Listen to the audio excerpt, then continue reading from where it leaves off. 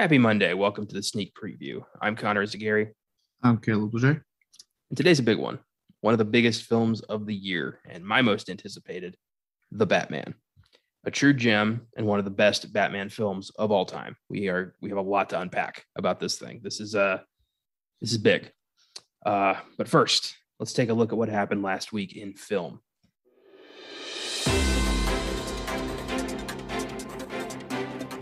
Last week in film.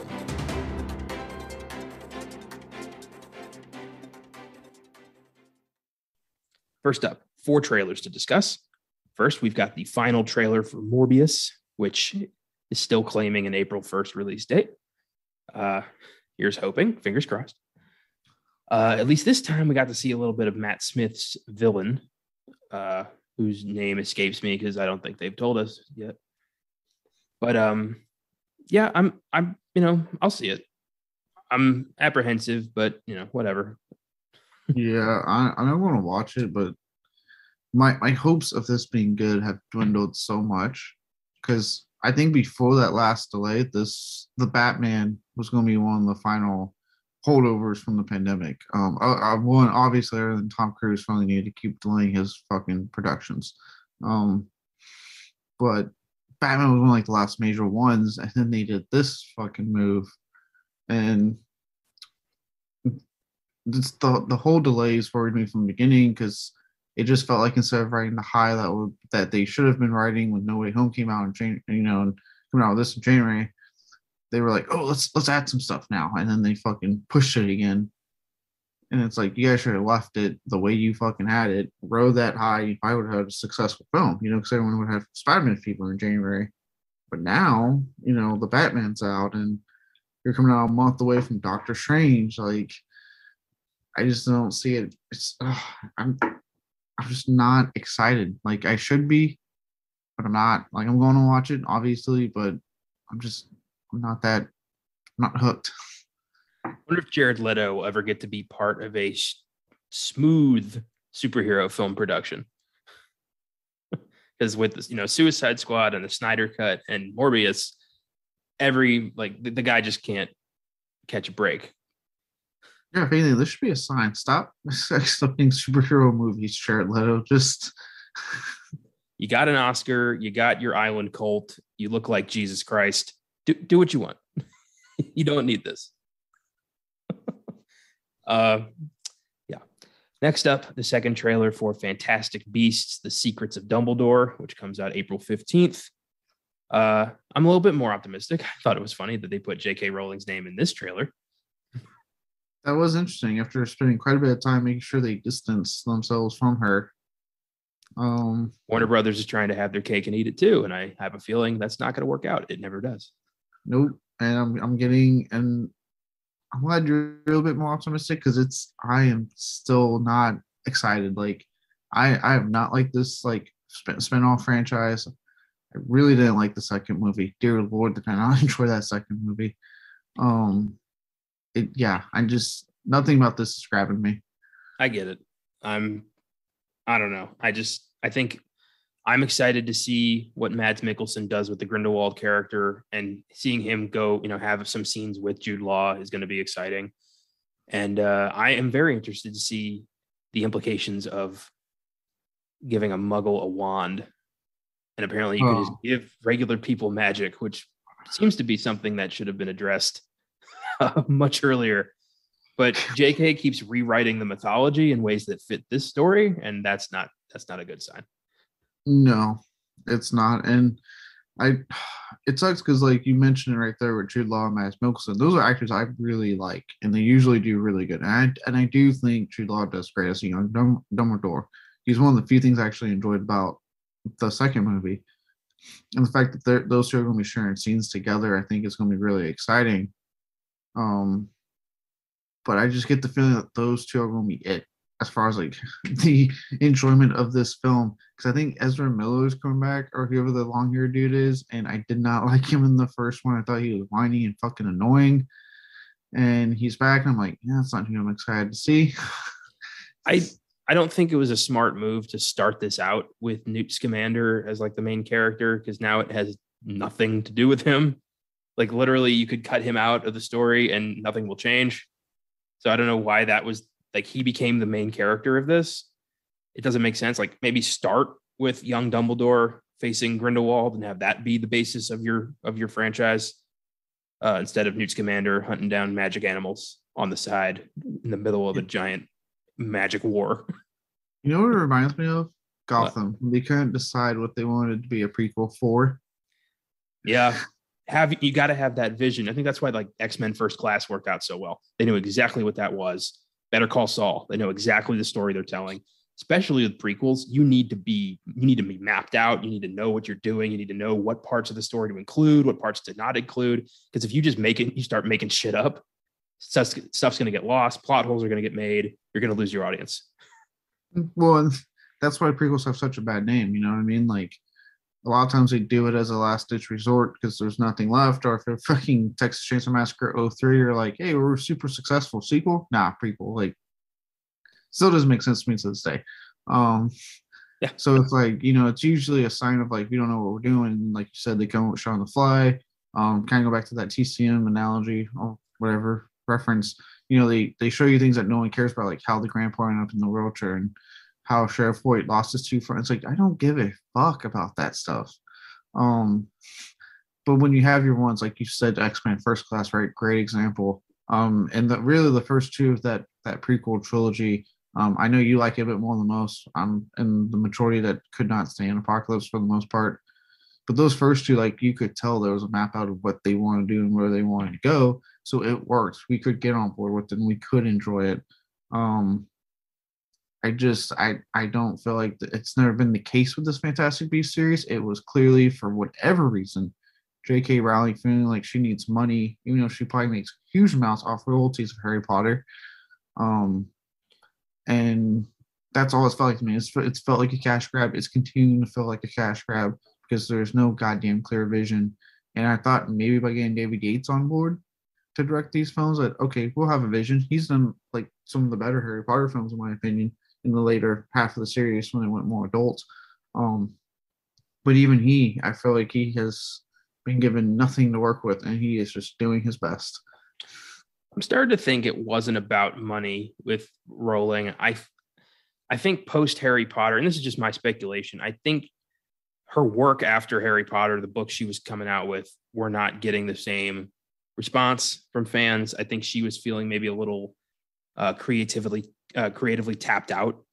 So I think going back to the Potter well is her way of trying to stay relevant.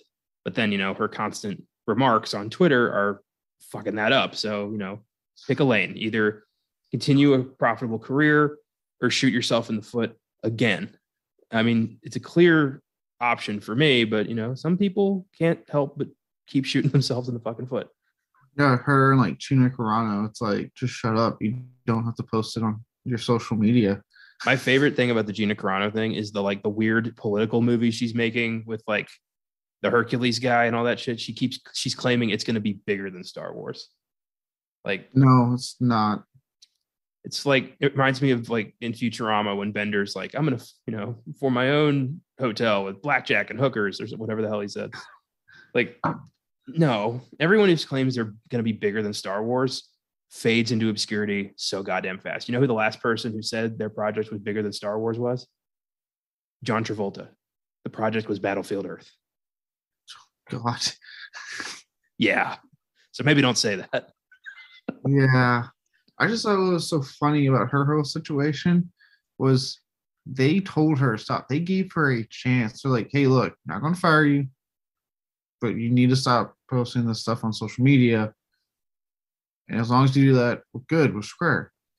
And I'm like, that seems pretty reasonable coming from Disney. Like, it's a pretty reasonable request. Like, hey, we're not saying you can't have your beliefs. Just think about you're attached to our product. Don't be posting stuff on social media.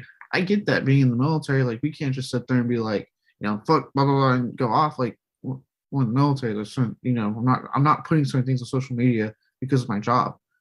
Much less, even honestly, personally, I just don't like posting that shit on social media. I think it's fucking stupid. No one gives a shit. Well, and her reaction being, from that very reasonable request of, you're representing the Mandalorian, don't do that. was very much like they're trying to silence a patriot. Like just you go Right. straight to that extreme and you look even Extreme. crazier. Right. Like, She doubled down. She posted like way more. And I was like, all right. and Like, like not, like she's posting serious anti-Semitic shit, like crazy evil shit. So like with that in mind, fuck off. yeah. So it's like, yeah, no, Disney gave you your chance. They were very reasonable. You overreacted for lack of a better word, for an understatement. And you got Yeah. fired. Like, it's just that simple. Like you got fired, you lost your show, which is being reworked into one of the existing Star Wars shows. What the fuck they're doing with it?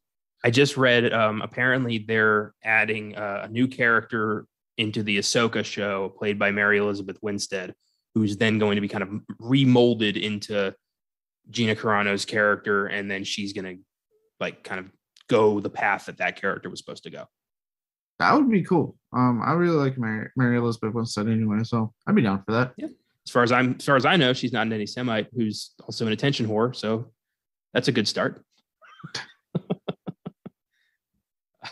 Anyway. Yeah. Well, yeah. Anyway, point is, if you want to say anything from the story, the moral story is your opinions are not that fucking valid. You don't have to post on social media your political beliefs because no one truly gives a shit, except for you. And two, not that excited for the new Fantastic Beasts movie. Next up, The Bubble, a Netflix comedy from Judd Apatow, starring Karen Gillan, Pedro Pascal, Leslie Mann, Fred Armisen, Kate McKinnon, Keegan-Michael Key, and David Duchovny. It's Netflix on April 1st, and this looks very creative. A movie about the pandemic and how it affected a major film that's being filmed, and this looks funny. I'm gonna watch this.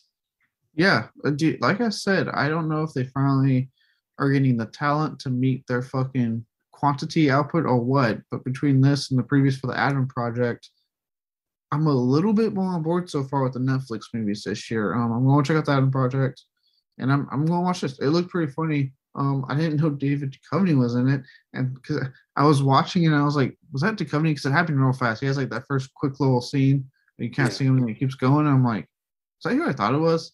And then when he had the scene where he was like, "You're not Benedict Cumberbatch, stop it!" I was like, "Oh my god, it's Duchovny." He looks like that X-Files episode where Mulder and Scully ended up on the ship that was causing people to age exponentially. Like he looks like that version of Mulder now, and that's bumming me out. I mean, people get older, dude. But Duchovny looks like Burnout older. Like he didn't age gracefully. Well, probably because of his whole, his supposed sex addiction and then getting divorced. He's had a rough little personal life. I thought drug addiction made you age, but apparently sex addiction is the one that drains the life out of you. Well, I mean, you're constantly looking for that next nut. Jesus Christ. really sucks the soul out of you. I am excited to see him again. I am a fan. I know I bust his balls a lot, but I do like Duchovny, and I am excited to see him in a mainstream film again. I was telling Josh about it. I was like, I think his very dry delivery works so well in comedies. I've always really liked him in comedies because he has such a dry delivery and it works every time. Yeah, that's true. And the rest of this cast is fucking stellar. Pedro Pascal is becoming one of my absolute favorites. So excited to see him. As far as that dude's stock hasn't risen, he's like in everything. It's awesome. Yeah. Apparently, he has had more screen time in the Star Wars universe than any character. Oh, it's Mandalorian. He's the main character. Mandalorian and Boba Fett. He's stocked up more screen time than Luke Skywalker, than Darth Vader, than Han Solo. That's right. Mandalorian season 2.5, folks. Pretty much. I figured out why it's called the Book of Boba Fett. Because it's a chapter in the Mandalorian story. That's what I'm going with. Because I never got an explanation on why this is called the fucking Book of Boba Fett. I stand by that. Was one of the most oddly structured shows I sat through. It was, but you know what? I didn't hate it like everyone else seemed to. I didn't hate it. I did start to kind of fall off when I was like 2 episodes that were like he just had a non-speaking scene, and I'm like, you're the title character. What is going on here? But then they kind of brought it all back with that final episode. I was like, oh, that was a really good final episode, though. Did you watch the Honest trailer they did? Yeah, it. Disney doing a crime lord show with no crime. Maybe not the best idea. That was smart. I was like, yeah, good point. Boba never actually does anything. His storyline moves so slow, and he achieved nothing. I love the idea that he's like, I must protect these people. Like, they don't even fucking know you. Like, no. What people? What loyalty is that? I don't know. I feel like this could have been accomplished by maybe more episodes. But more episodes are maybe just we didn't need this show. Just Mandalorian season 3 or the other name shows coming out. Mandalorian season 3 with maybe Boba Fett is the supporting character in that season, and then we get some side plots with Boba Fett. But what do I know? I just am a writer who happens to like Star Wars. Maybe I can tell good stories. I don't know. Not up to me. But this going back to the bubble, this does look really funny. Like the cast is good. Like I said, I don't know if Netflix has gotten their quantity over quality fucking mentality out of their system after last year. But this is another film they advertised where I was like, this actually looks pretty good. So February, they're already 2 for 2 and getting me interested in films coming out, what they're doing. And I'm a sucker for films about filmmaking. So that also is a big plus for this movie. It has a Tropic Thunder vibe to it. So yeah, and I love Tropic Thunder. So same. Looking forward to this. Plus I love, random Netflix and streaming trailers I get to, movies I didn't plan on seeing for this show, but now it's like, extra bonus movies. That's how I see it. Yeah. Yeah. I remember I texted you. I was like, have you seen this trailer? So I was like, what the fuck am I watching? Finally, Bullet Train, an action comedy starring Brad Pitt, Sandra Bullock, Aaron Taylor Johnson, Zazie Beetz, Michael Shannon, Logan Lerman, Brian Tyree Henry, Hiroyuki Sanada, and Joey King. It's theaters on July 15th. Another action comedy with a loaded cast that looks very entertaining. Yeah. Well, it doesn't surprise me. I mean, it's fucking David Leitch. So, I think it's awesome that ever since John Wick, both of them have done nothing but find ways to create these kick-ass action films with stellar stocked cast. I saw this trailer and I was like, yep, you got me. I'll be there day fucking one. This looks so much fun. I think it's interesting that Sandra Bullock's in it, but they don't show her, which has me thinking she is going to somehow probably be the ultimate bad person. Yeah. That we see at the end. Probably. But yeah, I'm down. Lots of fun. I was actually surprised at how much I was generally laughing during the trailer. When you want to talk this out? Nope, not especially. That's what I thought. I get something sparkling. Just crushing it on the guy's head. Yeah, good stuff. It's gonna be fun. That's all for trailers. Next up, Ariana DeBose and Alessandro Nivola have joined the cast of Kraven the Hunter. DeBose will play the voodoo priestess Calypso, and Nivola will play the film's villain, who has not yet been revealed. You may remember Alessandro Nivola as Dickie Moltisanti in The Many Saints of Newark from last year. And if you want to go further back, Pollux Troy in Face Off, which is fucking great. Can't believe that's the same guy. I wonder who he's playing. Which Spider-Man villain is going to be the bad guy of Kraven the Hunter? Yeah, I'll say, what Spider-Man villain are they picking in a movie that's starring a Spider-Man villain? So, I mean, they already got Chameleon as Kraven's brother. They cast him already. So I'm thinking of people in that circle, kind of like the Spider-Man mob circle. And I'm thinking maybe the Rose, Richard Fisk, Kingpin's kid. Maybe. Yeah. He's got that look. He looks very much like the character in the comic book. I think that's a good bet. Ooh, okay. Yeah. That would explain why they aren't saying who it is, because that could be their connection they're wanting, is that, it's Wilson Fisk's son, type of thing. I don't know. I'm actually this was a film that I know you mentioned it, and apparently you need to just keep saying you don't think these films are coming out. Oh my God. Let it go. I've moved on from that. It's coming out. I know it's coming out. The moment you say it, movement happens on these movies that I forget about, where I'm like, maybe it's not, because they're not doing anything. I will say I I'm worried on how long they'll be able to hold that January date if they're still casting and have yet to do production on this movie. I don't know. I'm sure it'll work out.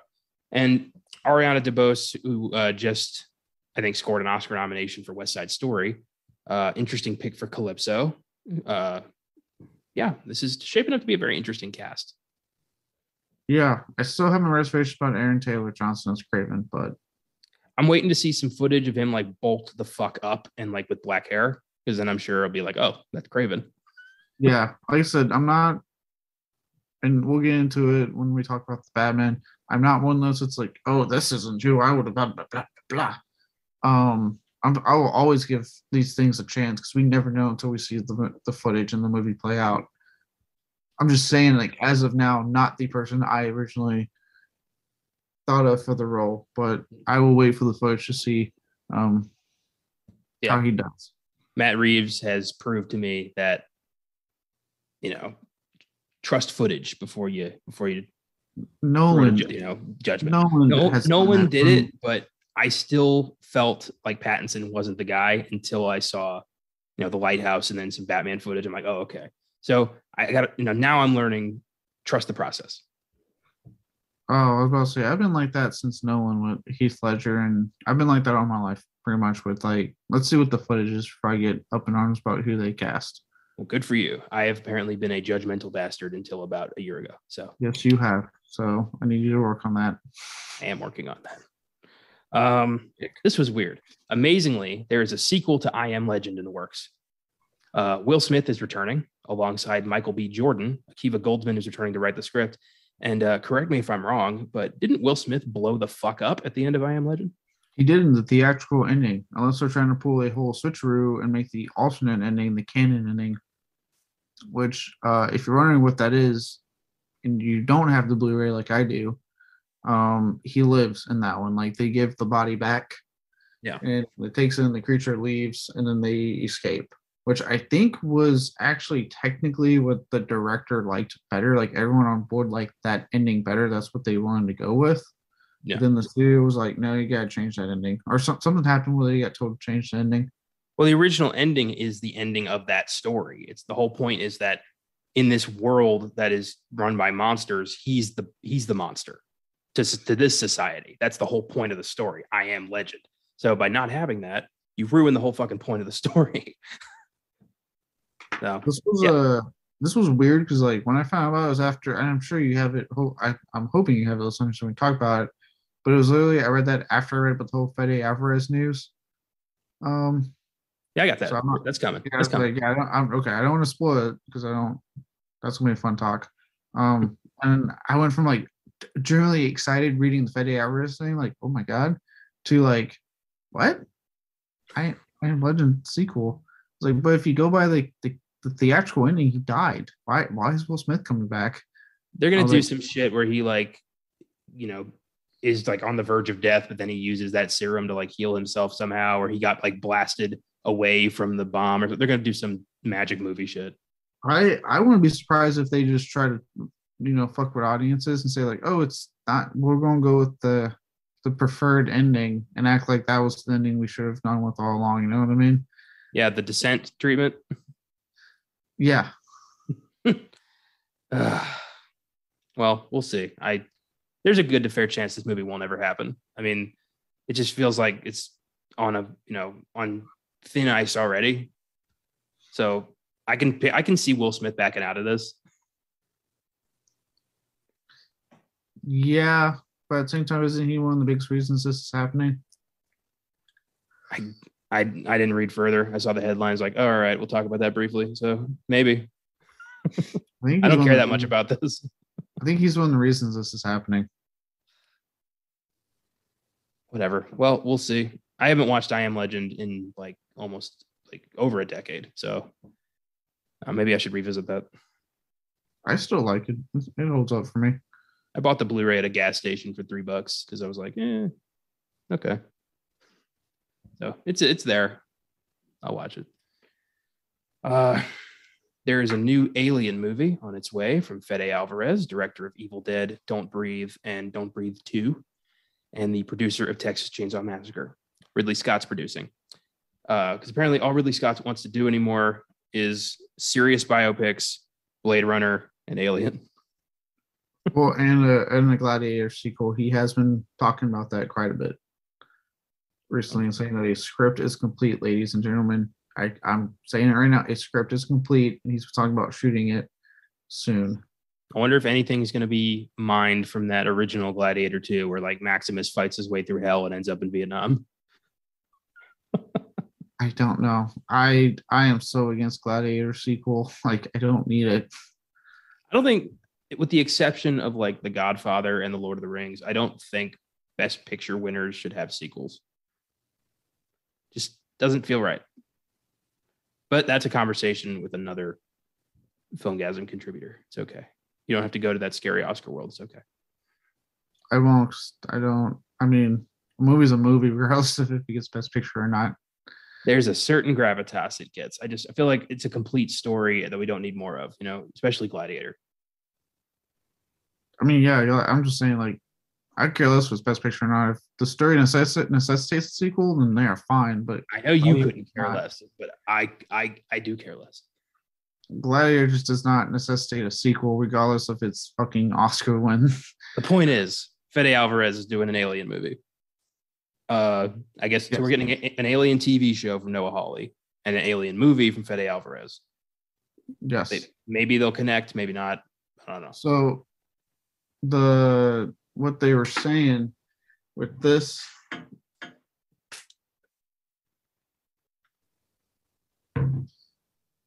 sorry, for those who just wondering why I paused, my cat keeps trying to drink my dog's fucking water bowl, and I just grabbed our water bottle we have for spraying them, and I just sprayed him from where I'm sitting. I think I hit him. Yeah, no, with this, what they were saying, because I read up on it, it's not connected to Ripley or anything. It's its own unconnected story.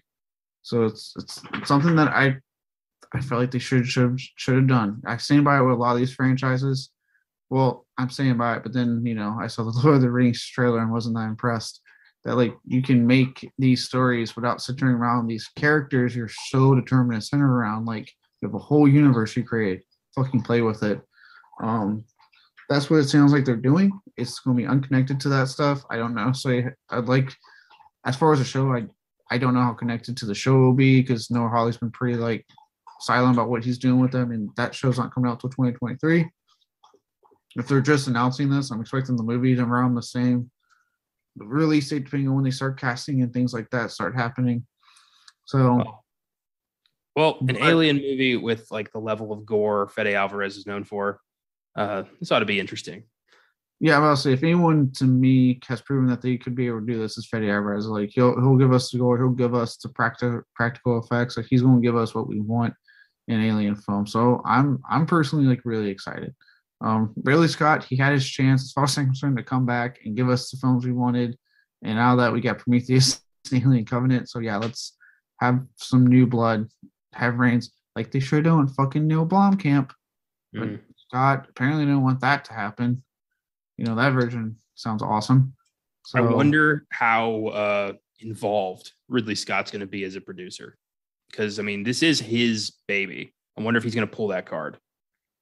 I don't know. At the same time, I wonder if he's going to back off, because I got the feeling that, he pulled his kind of a dick move with the whole Alien 5 situation, where Blomkamp and the studio was interested in proceeding forward with that. From what I understand, Sigourney Weaver was interested, Michael Biehn was interested. Everyone was interested in this take. And Scott came in and said, well, I want to do an Alien movie. And then they shut it down. Like, he kind of pulled a dick, egotistical move and used his clout to get what he wanted made, and God bless someone else touch it. And I think after, like, the reception he kind of got with those two films, and how people reacted, I wonder if that was, like, the beating he needed in a way to take him down a few pegs and be like, okay, well, that did not work, so I'm just going to produce, back off, and let someone else take this over. Because it's like, no offense, Scott, you're only getting older. And eventually there will be new blood taking these things over when you're gone. It's just how it is, especially now that you're owned by Disney. They don't give a fuck. They will make sure this shit keeps going. Yeah, I'm glad they kept the 20th Century Studios banner and didn't just shelve everything that was R-rated. Disney could have done that. They wouldn't have lost any sleep over it. But I'm glad they decided to do this Yeah, because no, we're going to get more Alien. that was my whole thing. I was like, don't get me wrong, I was terrified of that whole buyout because it just signifies like where I am not enjoying where the movie uh studios are heading towards. It's like we see less and less independent studios out there, and more of them just getting swallowed by some big conglomerate. But I was happy to hear that yeah, they were going to keep the 20th Century division and use it as a means to get things like Alien, Predator, more R-rated brands that they bought to keep going and do that without having to put the Disney logo up there. I really do wish though that they had the balls to just put like the fucking the castle and the Pinocchio song of the traditional Walt Disney Studios before a fucking Alien movie. Oh my god, you're gonna watch like fucking the new Predator on Hulu and that just pops up. They open like Alien the Ride at Disney World. Oh my god. Right next to It's a Small World, they got fucking LV-426, The Experience. And like a Predator ride right next to. Oh, speaking of which, that was the other thing about this news. It's a Hulu film, so it looks like they're really honing in on Hulu being their output for some of this stuff. That's good. I mean, do you with them putting so much stock in Alien and so much stock in Predator, do you and the crossover world we're living in, do you sense that they might be going in a AVP resurgence direction? I can see that if this Alien film is good, if this Alien film is accepted well, and the Predator film is accepted well, that yes, we could. And I think that's also why, and I think Texas Change kind of proved it, why they're looking at less of a theatrical thing and more of a let's put it on the streamers, because it's an easy win for them that way. They can still get a lot of their money back because so many people stream nowadays. That something like that on Hulu, like people are gonna lose their minds. They're gonna be like, "Oh my god, new Alien film! Oh my god, new Predator!" So I think they're trying to play it smart in doing that. And if it is successful, yeah, I wouldn't be surprised to see them be like, "All right, we own this now, so that issue's out of the way. Let's see about retrying this team up since it didn't work out the first time." An R-rated Alien versus Predator with a competent director and an actual like build up to a decent story. That's not a lot to ask for. No, and good lighting this time because I couldn't see a goddamn thing in the sequel. You either put it like 100,000 miles below the ice or in the darkest fucking mountain town in America. I'd like to see this happen. Yes. Yeah. I think it's possible. I mean, look, because you even said like we do live in crossover because it's not just Marvel and DC doing crossovers. I mean, we had the whole MonsterVerse lead up with Godzilla versus Kong, so like it's happening all over. So I would not be surprised if this is their move, if there are plans in place. Yeah, for this. I'm hoping for the inevitable Predator versus Pinocchio, but that's probably not for a few, like at least 5 years. Hey, Alien kills the Disney princesses movie. Like animated until the alien shows up, and then it's a hard like live action complete tonal shift in like a second. I watched the shit out of that. Featuring Deadpool. With all the shit they own, if I was in charge of Disney, I would be pulling this kind of crazy experimental crossover shit all the time. There is some dude on a whole lot of cocaine probably like going up to Disney execs every day being like, so I got this new, and they're like, oh my god, not again. If I own the rights to the Marvel Universe, to Alien, to Predator, to all the Disney movies, to all the Pixar stuff, to Star Wars, like I would never stop, just kind of letting like the Coke lead the way. You know what I mean? Just like pick 5 characters out of a hat and then just start writing. What if like they finally I want to say this character's name's Bob. This person I'm imagining working at Disney. He finally gets one of his ideals recommended and it's a huge success. And next thing you know, Disney is just giving him piles and piles of Coke just keep recommending crazy shit. We need like, George of the Jungle in space or some crazy shit. Like just start trying some shit. Like what do you got to lose? Nothing. These guys, write off $200 million losses. Like it's nothing. They can do whatever they want.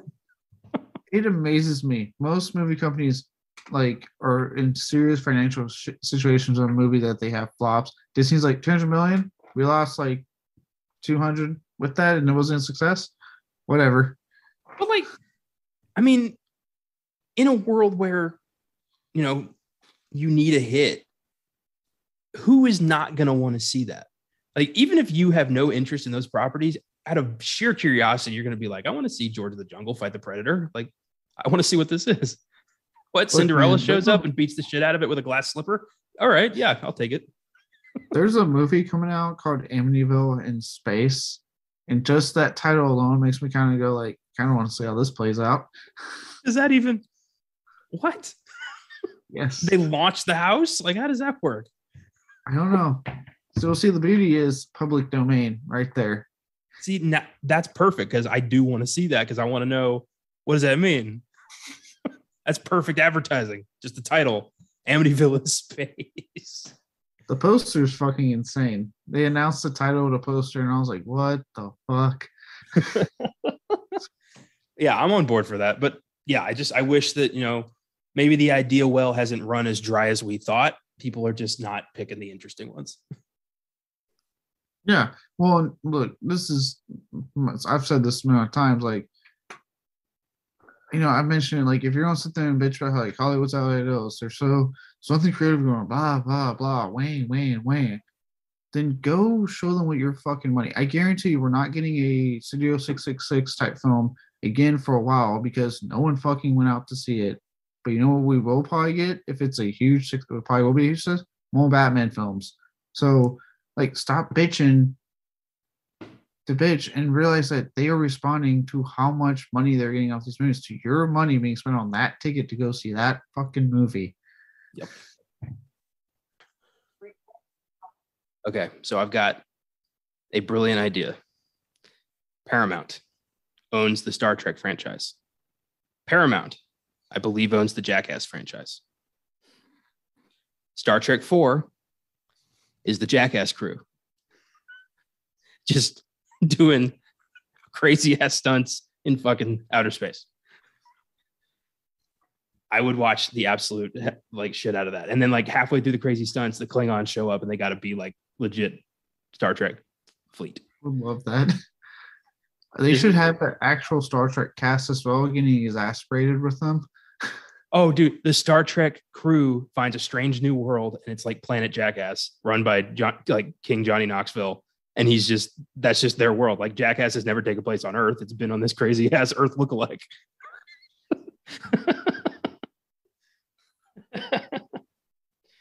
See, if I was running Paramount, I would pitch. I don't even have to pitch that shit. I finance it. I make it. It's out. Boom. Like if I ran a studio, I would abuse that power all the time. God, that would be so nice if Knoxville and the gang were up to it, because Jackass Forever, they look like they were pretty much like ready to be like, this is it, we're done. You throw a couple, you add a couple zeros to the end of that check, and Knoxville will get launched into fucking outer space. So Knoxville, look, man, you do not have to get hit by a bull this time, for the love of God. You're getting hit by the fucking moon. But I digress. If only. So the first time we'll be talking about Jackass ever. Finally, just real quick, character actor Mitchell Ryan has passed away at 88 years old from congestive heart failure. He's a veteran character actor who's been around for decades, appearing in such films as Lethal Weapon, Liar Liar, Gross Point Blank, Judge Dredd, Blue Sky, Halloween 6, and the TV series Dharma and Greg as Edward Montgomery, a role he played for 119 episodes. Have you seen Liar Liar? Yeah, I have. He's the boss who Jim Carrey gets tricked into calling a pedantic, pontificating, pretentious bastard, and then thinks it's a roast. So that's him. Okay. That's a great movie. Yeah, it is. Oh, God, that is a funny movie. It's solid. Yeah, it's one of my favorites. But yeah, I like to give these character actors their props when we lose them. Give people a chance to kind of revisit their work and see, what they might have missed. Yeah. Rest in peace. Yeah, rest in peace. Character actors, some of the like the biggest unsung heroes in Hollywood. Um, they do so much stuff. If you're wondering what a character actor is, I don't know if I think we've explained it. I can't remember. But if you're gonna watch me, you're like, oh, that guy. It's usually a character actor. Most people know them as that guy. Film fans like ourselves, you can usually be like, oh, hey, like I know for me, like anytime I see Richard Brake, I'm like, oh shit, Richard Brake. Like, Yeah. we recognize him by name. Um, but they to me, what they really are to me like the backbone to a lot of films, a lot of TV shows. Like they're just people that are like they do their job, they sink into their roles, they call it in, they move on to the next thing. They're just constantly working, you constantly see them. So they're in a lot of cases to me the true MVPs of what they're in. Because you can a lot of times, even if something that's not great, they will give it their all. So yeah, RIP. One of my favorite character actor anecdotes was from one of Patton Oswalt's comedy specials. He was talking about the time he was at some film premiere or a wedding or something, and Brian Dennehy happened to be there. And I guess Patton Oswalt was trying to come up as an actor, so he was like, watching his figure or something, and Brian Dennehy was just piling shit on a plate and like looked at Patton Oswalt and he goes like, character actors, who cares if we get fat, right? It was just yeah, character actors are the best. They always, they're just there. Yeah, if I had any acting ability, I would still be a character actor. Wouldn't have to worry about my weight or any of that thing. I could live outside the Hollywood bullshit. Just like, you want me to do this movie and then go fuck off to the next production? Okay. Yeah. I'd much rather be like a Willem Dafoe than like, fucking Tom Cruise. Yeah, no, I couldn't do that. Ugh, no. Of course, running my own cult would be fun for a while. But I guess there is some power in yelling at people about COVID protocols. There's got to be power in like literally assembling a team of actresses to interview to be your next wife. Like that's some evil shit, but we would all do it. Yeah. I'd be like, they'd be like, so we can only do singles. I'd be like, let's get some married ones in there. Let's get some Margot Robbies in here, huh? This is Xenu talking. Xenu does not see a ring. Oh God, that's fucked up. But you know what? Emily Blunt married? Oh well. Oh boy. So before we get into the Batman, I believe we've got one Shudder release for Caleb to tell us about. The Scary of 61st, which is maybe the worst title I've ever heard a movie have. Oh, the worst doesn't even stop there though. So I've watched quite a bit of low budget films in my life. This felt like a really bad student film. Ouch. The acting was atrocious across the board. There wasn't a single good performer. And that's when I could hear the dialogue. The sound mixing was so painfully low and terrible. I could barely hear half. I was jacking my TV up to the point where I scared myself when I put something else on because it was so goddamn loud. TV and I know how much I was jacking this TV up to hear. And I have a sound bar, so that was extra fun. So there was that. Weird, like, okay. I really, especially on the Batman, we got a lot to unpack there. So I don't want to get into a big, deep fucking political discussion. It involved the Jeffrey Epstein conspiracy, aka the fucker was murdered, or sorry, suicide. If you think he was murdered, Jesus fucking Christ. But that is a major plot point. It's the whole Jeffrey Epstein conspiracy. And it is literally the driving force for what happens in the possession. Because I guess there is some talk about him killing children. I didn't follow the trial all that much, so I don't know the details. So, okay, well, let me fill you in real quick. Jeffrey Epstein was running basically a child sex ring for the world's elite billionaires, royalty, anybody who wanted to pay to fuck children. And he was caught. He allegedly killed himself while awaiting trial. And then they caught his partner a while back, and she named names off screen. And we'll never know the elite people who should have been taken down by this fucking thing. Of course, as it goes, God bless, they get taken down. They get an image to keep going with. Well, that explains all that stupid whole like keeping the youth mentality thing that It's become the new conspiracy theory amongst actors and whatnot. Did they do the adrenochrome bullshit? No, no, they didn't. Luckily, I'm just saying that explains how that conspiracy popped up after the whole Epstein thing. But no, they didn't. Luckily, but no, they do. Yeah, they go into that big time about that Epstein conspiracy, and yes, the whole like what he was the child sex offenders running because apparently the demon that gets possesses the main character. I guess it's either Epstein or one of the demons because at one point dude's having her boyfriend's having sex with her and she keeps going pretend I'm younger and he gets like 18 and she's like no younger like 13 so it's like it's a heavy plot point about I mean it is a heavy fucking plot point the conspiracy and the fucking what he got busted for.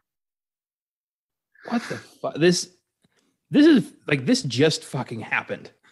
I mean, let it breathe before you start turn it into a ghost movie. When I was on IMDb, right, doing the cast and all that stuff for the review, I happened to notice a photo on the IMDb with the director and writer of this, and I think her co-star and also writer. It's a picture with Alex fucking Jones. To give I'm not you posting it. This is fucking horrible. To give you an idea, I didn't know when I went in. I was just like, hey, let's check out this new Shutter film for the fucking show. And I saw that and went, God damn it. I went ahead and reviewed it, so do what you will. But I'm ashamed of Shudder for picking this up. I watched this and I was like, Shudder, what the fuck? Like I try really hard not to shit too hard in films. So believe it or not, I know I can go in hard sometimes. But for the most part, like it takes a lot to get a film made. So like I have a lot of respect for the fact that you even got a film out there. And I know I've said my piece about like I have no issues with social commentary if you have a smart, creative way to go about it. What I have my issues with is when you're like I said, like Black Ops 2019, where you're yelling your agenda across the room at someone. Or at least that's the feeling I get when I'm watching the film. Or in this case, once I saw that picture, once I saw what I was watching, I'm like, okay, you're pushing an agenda, right? You're pushing an agenda. You're not really tackling both sides of this. You're saying, well, this is exactly what went down, and this is a conspiracy and blah blah, and incorporating all this stuff to a film that didn't need to be incorporated into a fucking movie. Well, there's incorporating a social commentary, and then there's pushing a baseless conspiracy theory, and that's just harmful. And any of these fuckers have like I don't want anything to do with these assholes. I don't like promoting their ideas. I don't like even talking about them sometimes, unless it's like a full blown rant. But we don't have time for a rant. No, not today. I'm not. It's funny because we're going to be on the opposite, complete end of the spectrum in the Batman and everything. So, but yeah, this film was absolutely one of the worst pieces of shit. I know we've hated hearing that because it's only like March. It's one of the worst pieces of shit films I've sat through this year. I don't know what could possibly top this. I'm sure I'll be fucking surprised. But what's the response like critically? Do you know? So when I looked on Wikipedia, critically it was getting okay reviews. Surprisingly, I was like, what the fuck did they watch the same film? But it's getting torn apart by a lot of people online that aren't critics. Like it is getting destroyed by general public. Okay, I'm looking up the Rotten Tomatoes score right now just because I'm curious. 54%, that's way higher than I expected. That was higher than I expected when I sat through it. What does it have an audience score? 56%. What the fuck? Oh, well, granted, it is brand new, so that might drop over the next week. Okay. But damn, I guess like we shouldn't probably put that in the beyond the bad pile. This is something I probably bet you don't ever want to revisit. Not for a very long time. If it goes in the pile, it will not get revisited for a very, very, very long time. This was painful to get through. It's an hour and 21 minutes, and I was hating my life because the other thing is that like the characters are terrible. So not only is the acting bad, the characters are fucking terrible. And And like I said, it goes into like a conspiracy that like it just was so off-putting. And at first I was like, man, they'll just briefly mention it. I made a comment on my review, right? That whenever films do this shit, it's always off-putting. Like as much as one of the examples I used in my review was Final Destination 3. As much as I love that entry and as incredibly fun as I find that entry to be, there's a shot when she's going over like all these major occurrences. I forget what the context was. She's going over major occurrences that have happened, and she pulls out, or when you can see times that we've seen signs of from death about something happening. There's always a sign, and she pulls out a photo of the Twin Towers, the shadow of the airplane. Keep in mind, Final Destination 3 came out in like 2003, 5, somewhere around there. So it was after the shit went down. As much as I like that film, to this day, that stands out to me as a why the fuck did you do that? Like that didn't need to be in your fucking movie. It's the same thing with this thing. It's like, why are you incorporating this into the movie? It does not need to be in the fucking movie. So, if you want to learn more about Jeffrey Epstein and that whole situation, I recommend checking out the Time Suck episode on the Ninth Circle cult, because it's one of those baseless conspiracy theory Satanist bullshit cults, and then it's half that and then half the Epstein thing, which was real. So that's a good kind of way to learn about this satanic pedophile cult bullshit and also the Epstein situation. Yeah. Okay. I'll once I get caught on some podcasts this weekend, if I have some time, I'll check it out. But for this film, I gave it a 1. I give it a fucking 1 out of 10. This was atrocious to sit through. Ouch. That's ugh. I do find it funny that we call the Filmgasm potential list is the list, and the Beyond the Bad bunch is called the pile. I do love that we just like subconsciously call it that. Yeah. Like it's not a list. This is a pile of dog shit movies that we will scoop up from time to time. Yeah. But well, sorry, your Shudder experiment has been kind of shit so far. Hoping their next week's film they have a better selection. Well, now knowing like the depths they'll sink for ratings, I'm losing some respect for Shudder. I don't like that they put stock in this. I really thought, I was like, okay, maybe they're just mentioning this, and nope, that's the movie kept going. I was like, oh my god, it's a major plot point. This is the plot point. I can't wait for them to promote a horror movie where like the earth is flat and there's like a demon inside of it. Oh god. Behind that ice wall is hell. I'm not gonna lose my hope in shows. They're pretty good when it comes to audience. So like if enough people bitch online about like why would you put this, they'll probably be like, okay, we won't do it again. Sorry, shit. Well, with that in mind, the Batman. Here we are. The film of the year for me. I mean, I'm looking now. It's Doctor Strange, but prior to that, for the past like really 10 years, it's been the Batman, because that's how long it's been since we got a good Batman movie. Well, this thing technically was in production or development for a long ass time. I mean, there was the whole time when Ben Affleck was attached to write and directed before Matt Reeves even came on board. Yeah, we were going to get a Deathstroke movie with Joe Manganiello, which sounded very promising with, Affleck directing and writing and acting. And then everyone was like, fuck you as Batman. And he got discouraged, went back to gambling, drinking, blamed Jennifer Garner, fucked the babysitter. And here we are. And his kids. Don't forget, blame his kids. Oh, yeah. And blamed his kids like a class act. So now, we're going to get Affleck's swan song in The Flash. Crawling back into the arms and between the legs of J-Lo. I mean, you know what? I got nothing to say there, because who wouldn't? If anything, I'm kind of like pissed that he could pull that off. I'm like, are you fucking serious? He is attracted to very hot, powerful women named Jennifer. I think I'm more mad at her in this case, and like his comments are public, and yet she's like, yeah, no, I'll take you. I'm like, what is he telling you? Like, oh no, that was out of context. Whatever. I'm just happy he's no longer the face of this franchise. Well, for now, I mean, we still got the Flash, but I'm hoping Michael Keaton has more screen time. It's just going to be kind of a like, where are you going, Barry? Oh, the past. Cool. Give me a souvenir. and then we don't see Affleck again. Yeah. It's really interesting, that whole DC part of the universe where like they let go of Ben Affleck. We really don't know what the fuck they did with Henry Cavill, because there's been so many conflicting reports about him no longer being attached and then him being attached. It's I know. I like, hear like, I'm going to be the Witcher now. And then it's like, I still have the cape. I'm waiting for a phone call. And then I'm done with Superman. And then it's like stop fucking with us. Commit to something. Commit to a story, Warner Brothers. Just stop giving us false hope. yeah. God damn it.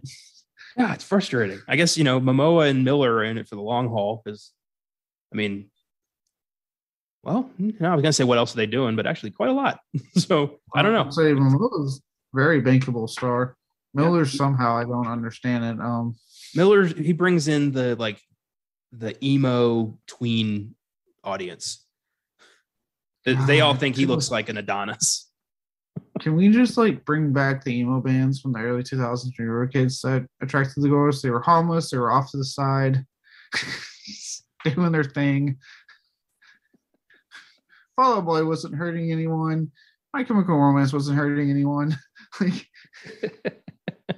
But no, now it's infiltrated Hollywood. Now we have the emo actors, like Ezra Miller. Yeah, I don't get the appeal.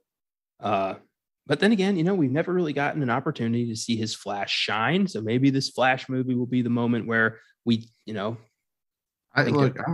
hoping he proves me wrong, because I do like a lot of stuff attached to this movie that isn't him. I know. Well, our new Batman is Robert Pattinson. And I think with this movie, he has forever shed the dead weight of Twilight. He is Batman now. I would argue he's already shed it. It's people that won't let things go. Now they're going to let it go, because this was a performance of a lifetime. Yeah, because I was seeing some stuff online, and literally people were saying, going like, "Oh, I was hesitant because of Twilight." And one guy made a good point. He goes, "That was 10 fucking years ago." He's like, "If you're holding on to that at that point, that's not his fault. That is you. Like, he's an actor, for Christ's sakes. He's done stuff in the decades since Twilight." Yeah. But there is a regrettable large chunk of this population that is going to have trouble breaking free of that. They need to go see the Batman, and then it'll go away, because this was fucking crazy. Yeah, actually, this people at work that told me that when I came into work on Friends, like, "Oh, how do you like it?" And one of the guys made the comment about that. He's like, "I wasn't on board, but because of Robert Pattinson, but then I saw the trailer and I was like, okay, there might be something here." I'm like, so I was like, check it out. Then you'll probably walk away very happy. I was on board to begin with because I had seen Pattinson in a lot of stuff, especially The Lighthouse was what the one that really made me go oh fuck yeah, bring him on. This guy's a fucking stellar actor. And look, yeah, like we kind of said, guys, calm the fuck down when you hear this casting news. Wait for footage before you throw judgment. How many times it happened when Jesus Christ, it happened all the way back when Michael Keaton got cast as Batman. It happened when Heath Ledger got cast as Joker. Wait for fucking footage, people. Because, yeah, I fucking loved Pattinson in this role. I thought he was fucking outstanding. Yeah, Matt Reeves, I mentioned this in my review and in the Batman Begins Oscar Sunday. Matt Reeves, I think, understands Batman as a filmmaker better than anybody who has done a Batman film yet. He captures the balance of, Batman being almost as crazy as the people he fights, and also just really utilize Gotham City in a way we've never really gotten before. Austin brought up on Batman Begins that this is a perfect blend of Nolan's realistic Gotham and Tim Burton's weird, eclectic Gotham. Yep, me and Josh made the same comment. Yeah. He really drew from all the stuff that people liked and from what he liked and gave us a Batman. And I was on board when he was announced as director because of his Planet of the Apes films he did. And then when I was looking him up, I was like, oh shit, he also did Let the Right One In remake, the Let Me In movie, and Cloverfield. I'm like, this guy's had a stellar track record. I didn't even realize that. So I'm with you. I said in my review too, is this feels like for the first time since with any of the directors we've had tackle a Batman film, live action. When I say this, I'm not talking about the animated films. I'm just keeping it live action. That understands the character so intimately, like we haven't seen before. Um, the way one of the things I really like that he did that I've never seen him do in like what the over 20 now, 30 plus years we've had Batman films. Um, when I was telling people about Josh, I was like, I love the way he showed the fear in the criminals. The way like when that light went off in the sky and you saw the criminals being like, shit, we gotta go, we gotta get out of here. When you see that one criminal running from the store and he's looking down the alley, he's like, no, fuck that. And he's like running out of the dude's spray can fucking rolling into that dark bank, and he's like, nope. Like you can just seeing the fear, and then having it when like that gang runs to the Batman, and you hear Batman walking in the shadows before you even see him, and then he just comes in slowly. Like the way he does that, we have never had a director do that with Batman ever. They talk about his fear all the time and what he's doing. We don't ever see it. So actually seeing it made such a huge like difference. And that was in the beginning of the fucking movie. Yeah, this was Batman through the eyes of the criminals he hunts. And that was really cool. That like that whole scene where the criminals are looking in the shadows with the bat signal in the sky, that coupled with Michael Giacchino's incredible score, like gave me fucking chills. Like I was like, we've never seen this kind of a Batman. Like this is an unhinged, on the verge Batman who needs to come back from the darkness he's trapped in. Mm-hmm. And I love that journey of him going from a symbol of vengeance to a symbol of justice over the course of the film. Yes, and what I like, and some people have made the comment, obviously the one kind of quibble I've seen from a lot of people is that they don't necessarily like Pattinson's take on Bruce Wayne in the film, and I'm like, I get it to an extent, but at the same time, I was fine with it because how I took it in this film. This is year 2 Batman, and he doesn't know how to shut it off. We've been spoiled in our adaptations that we've seen an experienced Batman constantly who knows how to turn it off and become Bruce Wayne. He gets that. In this one, he doesn't know it yet. He's so consumed by what he's doing that even when he's Bruce Wayne, he's really not. He's still Batman. And it only, to me, enforces what the fan theory that people have always had, in that Batman's the real face, Bruce Wayne is the mask. Yeah. That's way more the fan theory. That's confirmed. Like that's who Batman is. And yeah, that's exactly the take I had on it is, he doesn't want to be Bruce Wayne. He's forced to be Bruce Wayne. Alfred tells him, like, you need to go talk to these investors or you're going to lose your fortune. You need to go to this funeral. Like, if it was up to him, he would never take the costume off. But he's got to find that balance or else neither can exist in this world. And I love that we're starting out with a Batman who's unsure of himself, who's insecure in his mission, who's still figuring out how to do this. I can't wait to see him kind of find the balance over the course of this franchise we're definitely going to be getting. Yeah. And this one, I heard it on Facebook, this one idiot, I won't say he was an idiot. It was like, I really didn't like how he was so just lack of confidence throughout the movie and blah, blah, blah. I'm like, you clearly weren't paying attention to the voiceovers or what the movie was trying to tell you. And he pointed out the whole, the scene when he's Bruce Wayne and he's at the funeral, he keeps like looking down. He's not really looking at anyone. I'm like, yeah, because again, like in context of the movie, you fucking idiot, like he's not comfortable. He's at this funeral. He's completely uncomfortable. He doesn't want to look at anyone. You even see it with the reporters when they're like, oh my God, it's Bruce Wayne. You can see on his face, he doesn't want to deal with them. He doesn't want to be there. He doesn't even look at them. No, like even when he like approaches Falcone at the funeral, you can almost see like he forgets for a second he's not wearing the costume. Yeah, he forgets he's Bruce Wayne right now. He's not Batman. Like they don't give a shit about his wealth. Oh yeah, this was Jesus Christ. This was such a great script. This was amazing direction, cinematography, score, production design. The cast was perfect. Like this was fucking great. Yes, look, I'll say it probably multiple times. It's been sat long enough now that I can say it truthfully. This is my favorite adaptation. My favorite. This is my Batman. This is yeah. Oh, it's Pattinson's definitely gonna. I want more. I want to see kind of the next evolution of his Batman. Before I start picking favorites, I still am very loyal to Michael Keaton's Batman, but he's definitely on the right track to becoming a favorite. Yeah, let's kind of go through the cast members because I think they each really bring something cool to this character. Let's we talked about Pattinson at great length. Let's go to Zoe Kravitz as Selena Kyle. Well done. She was great. I would say she's absolutely second best since Michelle Pfeiffer done it and became so iconic in the role. She is second. She's such a nuanced performance and pairs so well with Pattinson. Like their chemistry together is great. I really liked that they kind of put the cat stuff a little to the side, made it more made her more of a thief, which is good. I like that version of Catwoman better than the crazy cat lady who's licking herself. No disrespect to Michelle Pfeiffer. She did a great job, but that version of Catwoman has always kind of weirded me out. But yeah, Zoe Kravitz was really good. I love the spoiler alert, but that's on you. We're well into the show. You should know what we do here. The reveal that Falcone's her dad.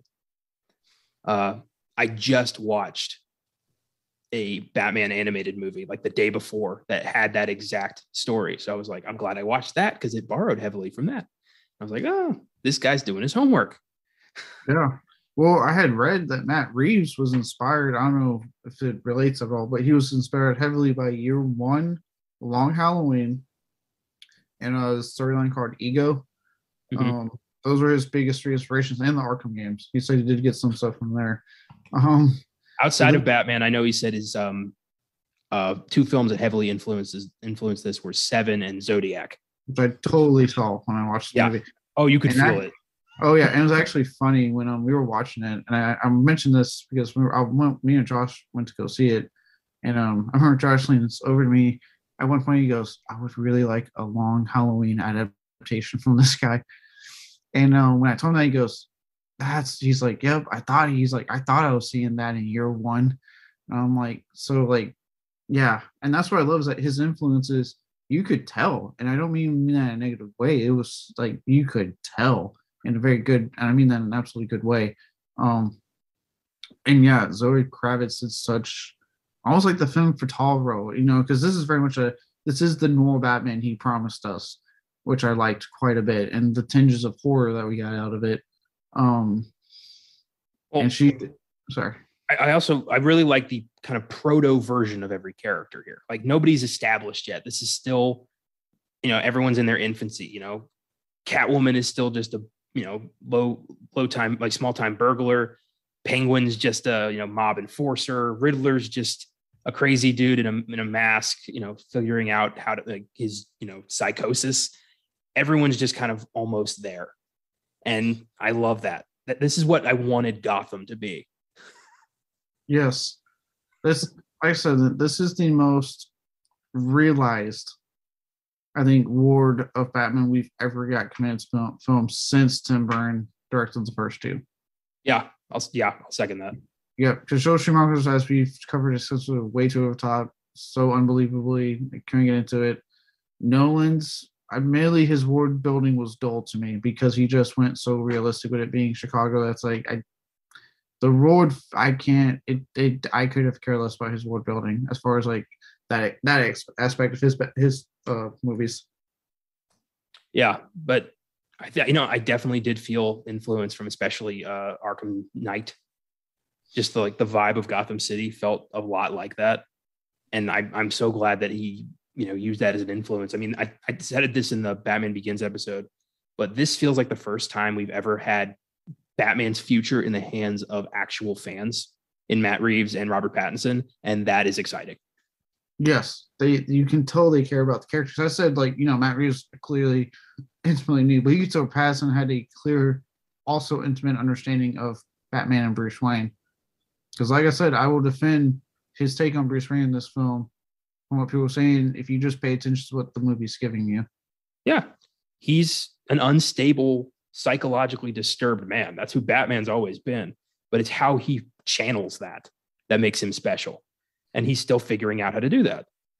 Yeah, no problem here at all. I figured that out immediately. Like if If you weren't catching on to that, that's a you problem. Yeah, that's you. And to sit there, and this the guy that actually made the comment, the idiot I referred to online, he actually said Pattinson was like one of the worst and sucked at Batman. And I was like, okay, you clearly watched a different movie. You're so incredibly wrong. Is this that same guy? No, it's a random like I'm on this fucking so look on Facebook I got a lot of horror groups I'm in, right? Okay. So a lot of times though, like these weekends they get heavy in posting this shit, and it's usually just filled with idiots being negative for no goddamn reason to complain. And that's just the one I dumbly read and went, this guy's a fucking idiot. But People bitch. I don't know why they bitch, but like, how can you watch this and just seethe? How could you be like, this isn't what I wanted? This isn't Batman. Like, are you watching the same movie? Did somebody sneak Batman and Robin into your like theater and you just didn't figure it out? That's the only explanation. it has to be. But yeah, bringing it back to Catwoman. Yeah, no, Zoe Kravitz. I had kind of, admittedly, unlike Josh, I'm not as prone to avoid reviews and stuff. Like I do read the reviews that they get put on like Blaze Disgusting and IGN. As long as there's no spoilers, that's my thing. I just don't want shit spoiled. And so I was getting a lot of praise about her leading up to this. Like a lot of people were like, "Oh my god!" And when I watched her, I was like, "I get it. I understand. She is amazing as Catwoman." When it comes to big films like this, the most I'll do is look at the Rotten Tomatoes score. That's as far as I'll go before I see the movie. Because I never know if it's going to be, I see shit on like IMDb, just like, you won't believe who shows up in this scene. Like, holy shit, blanks in the movie. And I'm like, you fuck. Well, luckily with Bloody Disgusting and IGN, they'll put on like their review. So they'll say at the very top, this is a spoiler-free review. Good. Because I hate the people who put the spoiler in the fucking headline. Yeah, no. And then like, if they do it, like, they'll like, I know Bloody Disgusting really doesn't do it, but IGN will be like, hey, they'll have the headline say like, Matt Reeves details spoilers about this character or something. Like those doing away with like, yes, they'll make sure in the headline, like, don't fucking click on this because it's spoilers. And if you do, they'll even say it before they start reading it, saying, hey, these are spoilers for the movie to follow. Good, because we've got a big fat fucking spoiler for the end of the movie to talk about later on. Yes, which I will. Once we get to, I will concede that I'm now excited at seeing this particular character, even though I know, right? But yeah. that just to me, I'll say this: that just shows how good and in love with this film I was, how connected I was to it, and how well of a job Matt Reeves did for me to just go, yeah, no, bring this character on. You know what, Matt Reeves, bring all the characters you want on it because I want to see your fucking take. Yeah, I want to see him do Clayface, Killer Croc, Deathstroke, like Scarecrow, Toyman, Scarecrow, Ventriloquist. Yeah, I am so have a boner now for him to do Scarecrow because I would love to see that. I want to see like a fully decked out, like costumed Scarecrow, like not just teasing it. I want to see, the fucking scythe, the fear. Like I want his like Freddy Krueger style, like glove, like he's got in the Arkham games. Like I want to see all that shit. Oh God. But yeah, I think any villain I want fucking Egghead from the 60s show. I'll take anybody. I had read he's expressed interest in Calendar Man, apparently. All right. You know what? I'm excited about that. Yeah. Like that, Mr. Freeze, and this one got me excited because I think he could do this so well. And it would go thematically in line with this film. He's expressed interest in Court of Owls. I know. Yeah, Pattinson wants to do that. That would be great. And it would work. Yeah, because this film very much talks about the corruption of Gotham City, the higher ups that run this place. The next logical step to that is Batman taking out the Court of Owls. That's perfect. Yeah. Oh, that would be sweet. I can't wait to see what I really hope that he brings Two-Face into this. I want to see the fall of Two-Face or the fall of Harvey Dent. I want to see that. Oh, yeah. Give me actual screen time with Two-Face this time, not the over the top, not Two-Face that Tommy Lee Jones did, and the really good take, but we only got him for a little bit of the 2.5 hour long movie. Two-Face, like, give me fucking Two-Face, god damn it. I'd argue behind Joker, Two-Face is his arch nemesis behind Joker. Oh, just because of how how much Batman blames himself for what happened to Dent. But with the events of this film, there's an opening for commissioner and there's an opening for DA. So, bring it on. Yeah. I was hoping to see just some jackass in a suit flipping a coin in the background, so you could know, like, oh, there he is. Right. Maybe in the rewatch I'll see him, but I didn't see him this time. I don't think that. I think they only had one sequel baiting villain that we'll get to at the end. Yeah. Next up, Paul Dano as the Riddler. What the fuck? I have always really enjoyed Paul Dano. Okay. Yeah. I liked him on in There Will Be Blood. He's so fucking slimy and creepy in Prisoners. Oh my god! Yeah. So when I had heard he was playing the Riddler, I was like, oh, okay, interesting choice. I was like, I really don't know how to feel about this. I like him, but okay. Seeing him, oh my god, was he a terrifying Riddler? Dude, his introduction when he's in the fucking shadows of the mayor's house and he doesn't notice him, and then he just attacks him with a fucking like carpet thing. Oh my god! Straight up horror movie at that point. Like, I can't believe this got a PG-13. Like, they were so close to a full-blown R-rated Batman. Like, you could tell that was probably the original vision, and they had to dial it back. But still, even though they dialed it back, like, props. Yeah, and like I said, like I didn't even care. As I was watching, I was like, I don't care. God, I'm into this.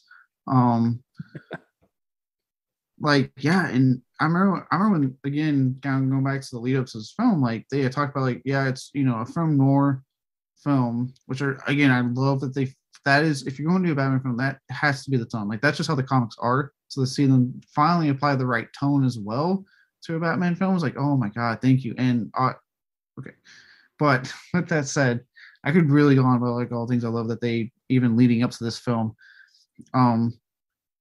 when they talked about, like, yeah, it's going to have tinges of horror here and there, not full-blown horror, but it's going to be there. When I saw this scene, I was like, yep, there's the fucking tinge. Like, you're Riddler, holy I'm like, the way that it's shot like a fucking horror movie. It's just you see the mayor doing his thing, and then he walks off camera, and then the lightning strikes enough for you to see the fucking Riddler just standing there. And you had the POV shot of the Riddler staring at him, and, like, next thing you know, you just hear him fucking yell out and fucking bash that dude's head. And I'm like, okay, this is not the Jim Carrey Riddler. This is a new Riddler. Oh, dude, the way, Riddler's always been kind of a goofy villain. I mean, he's a guy in a question mark suit who attacks people with puzzles. Like, okay, great. Now he's an unhinged serial killer who brought Gotham City to its knees. that was successfully pulled off his master plan at the end, and developed a little bit of a cult. Yeah, that was crazy. Like, the followers of Riddler who are here, he inspired people, and he in turn was inspired by Batman, who has realized, he's inspiring the wrong people. And that was such a cool idea that, like, Riddler was doing this for Batman. Like, I did, we did it together. We brought down corruption, and Batman's like, you're fucking crazy. Yeah. I love that scene where he just starts like sobbing because he doesn't have Batman's approval. Yeah. Oh, dude, that whole interrogation scene was, like, just acting wise, holy shit, between Pattinson and Paul Dano. And Daniel just showing, like, you could tell, like, for Daniel, that was like the fun of showing off the crazy right there. Like, that was probably like him just showing every ounce of crazy and putting it out there on the screen. Like, oh my god. The scene where he's got the DA tied up with the bomb and he's on the phone, and he's like, when Coulson doesn't like play ball, he starts screaming at him. Like, I got fucking scared. I'm like, Jesus, what is this guy capable of? Yeah, and like the way he changed his voice to sound deeper and like, yeah, it's just like this Riddler, like it stuck with me. Like, this was a terrifying Riddler, and even the redesign. I know some people were kind of bitching about it, as they do. I loved it, like, from the way he had the thing on his head to, like, put on the little question marks here and there so we know who it is. Like, yeah, I can see him getting more theatrical in the future if we see Riddler again, which it's implied we're probably going to. But yeah, this version of Riddler just being a completely unhinged maniac determined to end corruption in his own way was so smart. And what a great way to revamp a well-known Batman villain, but also like put your own spin on it by just making him completely terrifying. I never thought I'd be freaked out by the Riddler. No, well, and I think what I've kind of gravitated to with the Batman comics and in general is that, and again, this tone did it, and it's probably why I like it so much, is that it's very much a noir type of hero, but with heavy horror influences. A lot of his really good villains are terrifying, and a lot of his villains are unhinged psychopaths compared to like what other superhero villains are. You know what I mean? Like, to me, I mean, we always say like Joker represents Batman if he has that bad day. To me, I would argue that a good chunk of Batman's like well-known villains represent that. They represent almost his yang, his yin to his yang. And so by redeveloping Riddler for that and putting into this world where he is this unhinged, he is this fucking crazy, you found a way to again have that side of Batman without relying on the same old tried and true formula of just fucking shoving Joker in here because people know that. You reworked a villain that has. Last time we saw him cinematically, he was goofy as shit. It was fucking Jim Carrey in the 90s. What do you expect? And you reworked it to make him terrifying, to have him be this fucking force of nature that you don't want near you and wonder, like, where the fuck is he when he's not doing his thing? Like, it was perfect. It was so perfect to me. And again, by applying that fucking tone that I love with Batman, that noir with horror, it was just like I was so locked in. Yeah.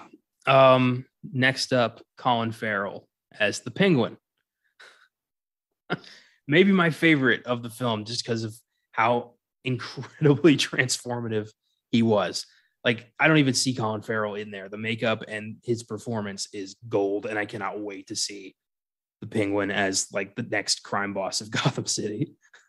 Yes, look, they're right. We didn't get like a shit ton of time with the Penguin in this movie, but what we got, Colin Farrell made it work and fucking completely disappeared. Like, I know, like, Josh kept comparing him to De Niro because of the whole line they put in the trailer when he's like, "Take it easy, sweetheart." Like, but, yeah.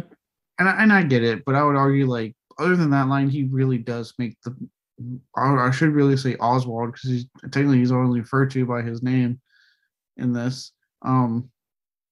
He really makes it his own, and you can tell he's having a ball in that scene. And actually, I know he is because I watched the fucking Hot Wings interview finally that he was on. Yeah, so did I.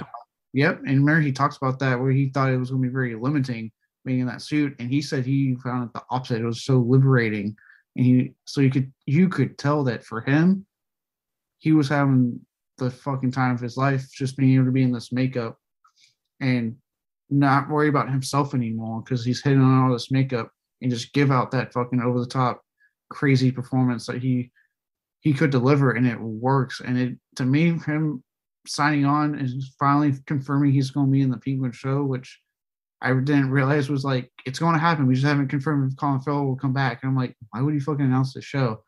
But now that he signed on to do it, just shows me that he, not only is there obviously a plan for him, obviously, but he is clearly having a fun time and wants to keep playing this character while he can.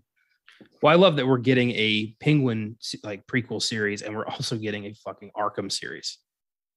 Yeah, well, I heard the Penguin series right now is going to explore. Yeah, oh yeah, prequel. So yeah, it's supposed to explore his rise to power. Yeah. So where we left off is where I guess we'll pick up on the show. Yeah, so we're gonna meet probably Maroni in the prequel series. I wonder who'll play him, and eventually he'll get back on the board and fuck up Harvey Dent, I'm sure. Yeah.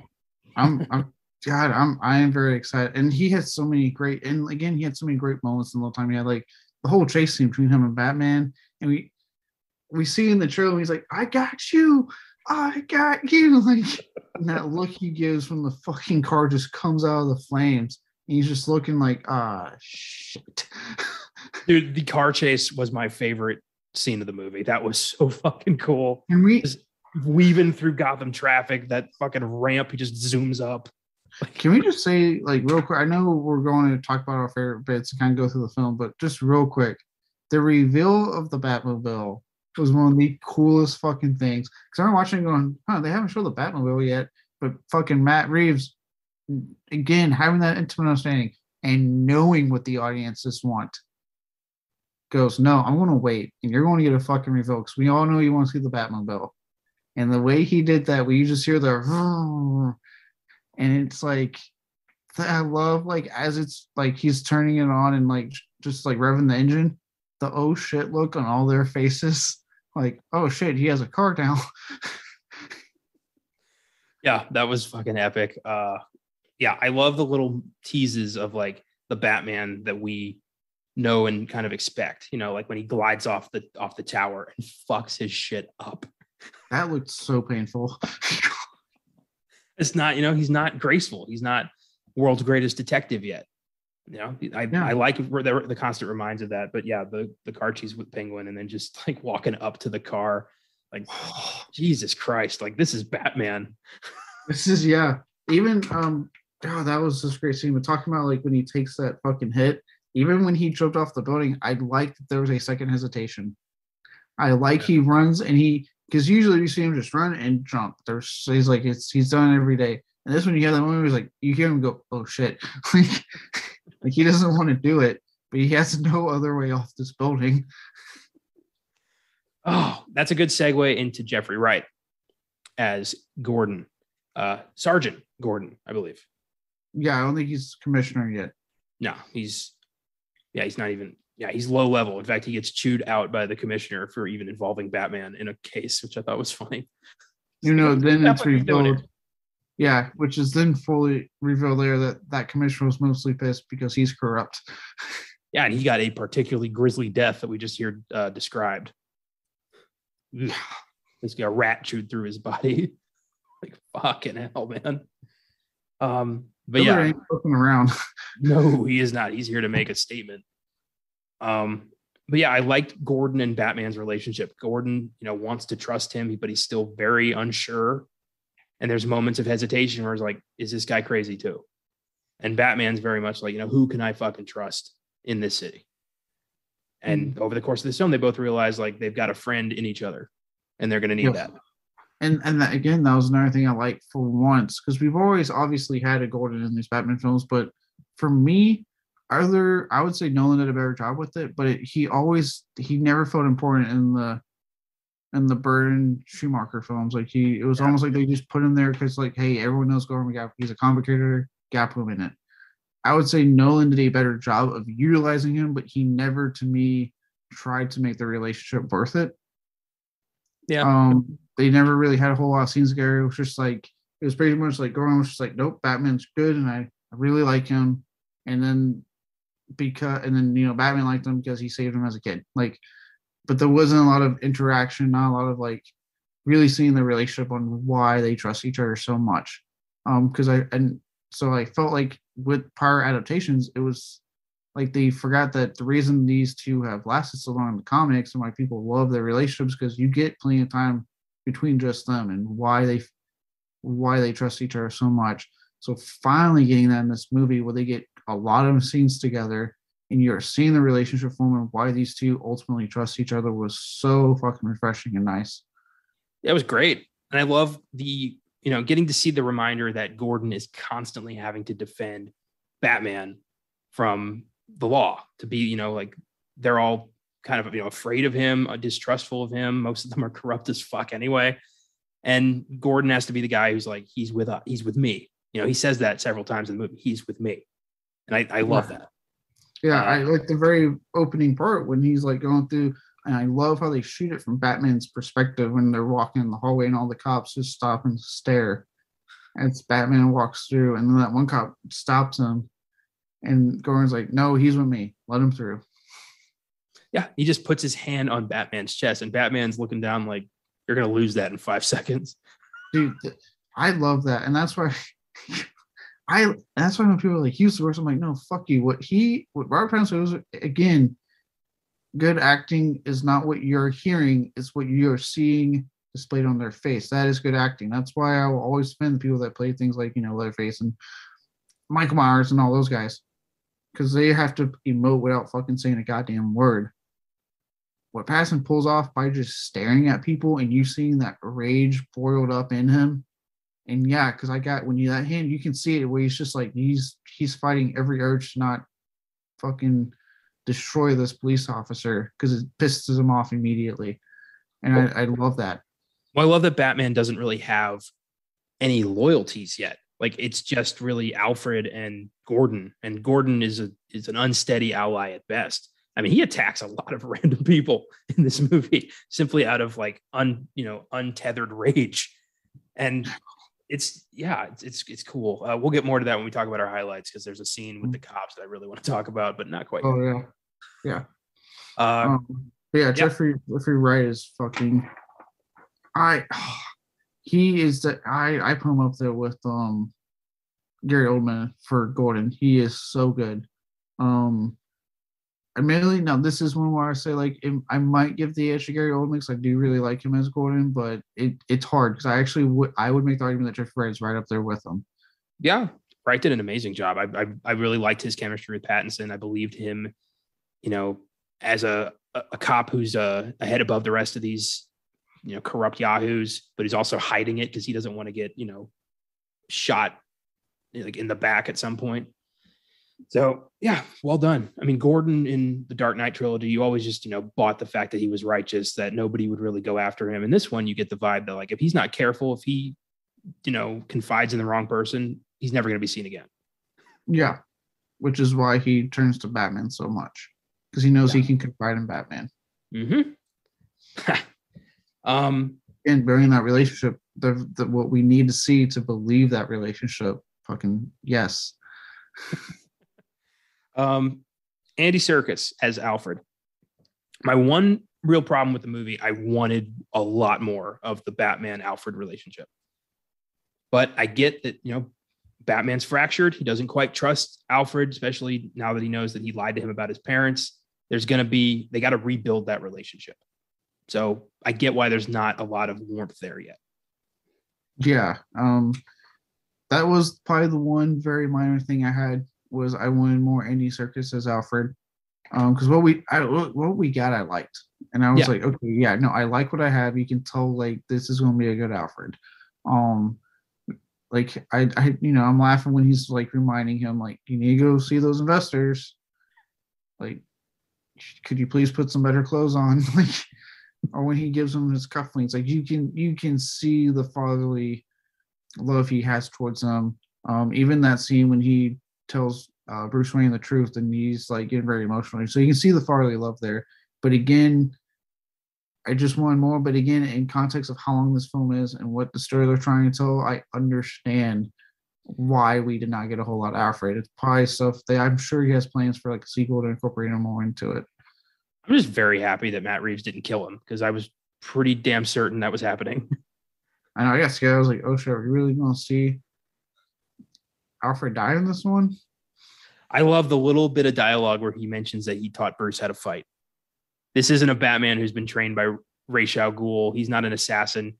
He was trained by a Golden Gloves Royal Marine, which is fucking awesome. Fucking Alfred. But that kind of explains like why this Batman is not a graceful fighter. He's a fucking, brute. Oh, dude, don't even. God, the fight scenes on this, like, we'll get into when we talk about scenes, but that opening fight scene, I definitely want to talk more about. For sure. Next, John Turturro as Carmine Falcone. The one guy who was suspiciously absent from all the promotional material. Didn't see anything of Turturro's Falcone. I expected it to be kind of a cameo, but he's a prominent character in this film. And yeah, it's nice to see Turturro do something, worthwhile again. I feel like it's been a while. Oh, he got stuck in the Transformers films apparently. He's really good in this. I really liked him as Falcone. He brought the right levels of menace, and what I've always just enjoyed about like their take on Falcone in the Batman comics is that I like the idea of this aged mobster who can be friendly to you and will help you out, but you do not cross him because he still has it in him. He may be older and not in the game, not necessarily in the game like he was, but he will fuck you up. I was watching the Batman The Long Halloween two-parter movie. Have you seen that one? Not yet. I need to. I think it's on Max right now, actually. Yeah, they're all on Max, which I love. Um, but there's a scene with Falcone. Somebody's hunting down members of his family, and he needs to make a statement. Go after somebody who he thinks did it. And one of his guys is like, you look weak if you don't act. And everyone around the table starts like distancing themselves. They're like, "Oh, you don't talk to Carmine like that." And Carmine just nods to one of his guys, and two of Falcone's other guys grab this dude and throw him off the top of the stairs, like of this penthouse. He falls down like the whole of like 12 flights of stairs, and just they chuck him down the hole, like not a word. God. That's Carmine Falcone, this evil bastard who is, running this town, has been for decades. And, that's kind of it. Like he's the last word in Gotham City until the Bat shows up. Yeah.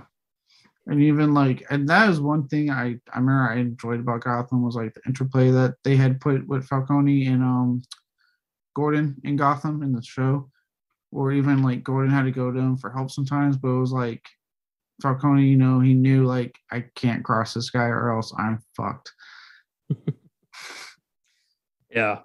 And Turturro, I love he never takes the fucking sunglasses off. He's just this cool dude who, manipulated his way into running this city.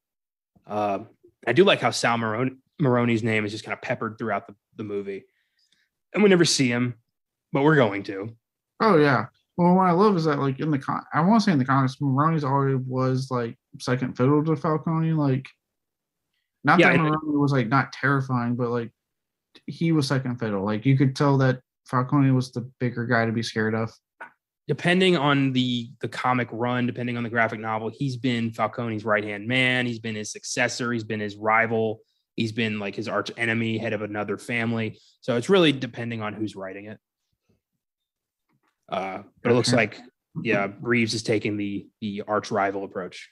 Oh yeah, the seeds were planted for arch rival. Very cool. Yeah. Oh yeah. I think we hit all the major players. Did I leave anybody out? No, not that I'm thinking of. Okay. Well, then let's go into highlights. Let's talk about this movie. These scenes that, goddamn, some of the greatest moments in Batman movie history. Oh yeah. So I want to say let's do from the top. I can't since I alluded to it, but that opening fight scene you talked about the fight choreography and stuff.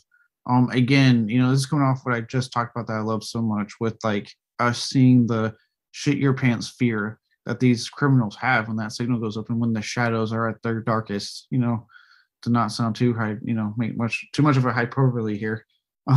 Like with with Batman's narration of like, to them, it's a warning. Like, I love that. Like Batman's kind of inner monologue, his diary. That was great. Seeing like Batman's like inner psyche. We never seen that before. No, well, and again, because Matt Reeves was, this is where like his film noir influences were just so proudly worn on the film sleeves. Like as soon as I heard the fucking, because even I first when I heard narration, I went, oh shit. Because usually narration is not ever like that great in films. But here it worked because again, like you said, it wasn't just boring, bland. Let's describe the film. It's you're getting into the psyche of Batman with this narration, and hearing him say it as they're showing the fear was awesome. And what I love is they would do things like he says it when he says like, "Am I even putting any hope? Am I making a change?" He's thinking that as the change is clearly happening. I love that. And it's a change in the wrong direction. That's the thing. Like his first big influence is the fucking Riddler, this maniac who wants to do things right. And Jesus Christ, is he misguided? Oh boy, yeah.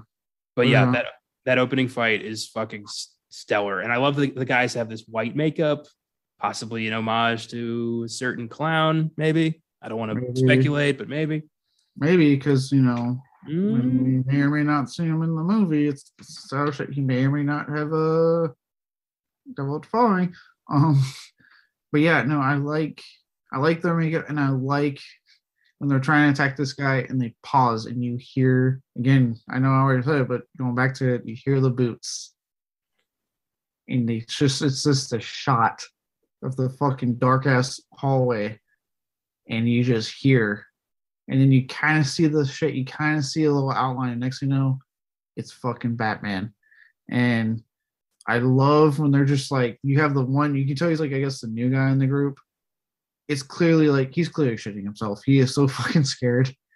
Everyone else is just like, oh no, we got this. And I love that one guy. He goes, who are you? And he's like, you know what? Screw it. And tries to fight him and Pattinson just fucking beats the shit out of him. It's relentless. It's just a series of brute punches. He gets him down, and then he puts two more just in his fucking face. Oh my God. And he says the line, and oh man, when he says that line and goes, I'm vengeance. I sat there and went, yes, you fucking are. Yes, you goddamn, you are right. You are fucking vengeance. Bring it on to these people. That was Pattinson's I'm Batman introduction. And you know how it compares to all right. The introduction we've seen every Batman have. Is this the best one? Yes. I absolutely will stand by it. It is yes. From the way he comes out of that fucking shadow, beating the shadow dude, and then saying it, I'm vengeance. Like, yeah, you are. Fuck these guys up, dude. Yeah. And then he gives it to these guys. I mean, they, that one guy he tases in the fucking throat. He takes a couple like bullets to the chest and just shrugs it off. Like, dude, I won't get into it as we kind of go throughout the film, but like all the scenes where you see people shooting him and he does nothing because it's so fucking bulletproof.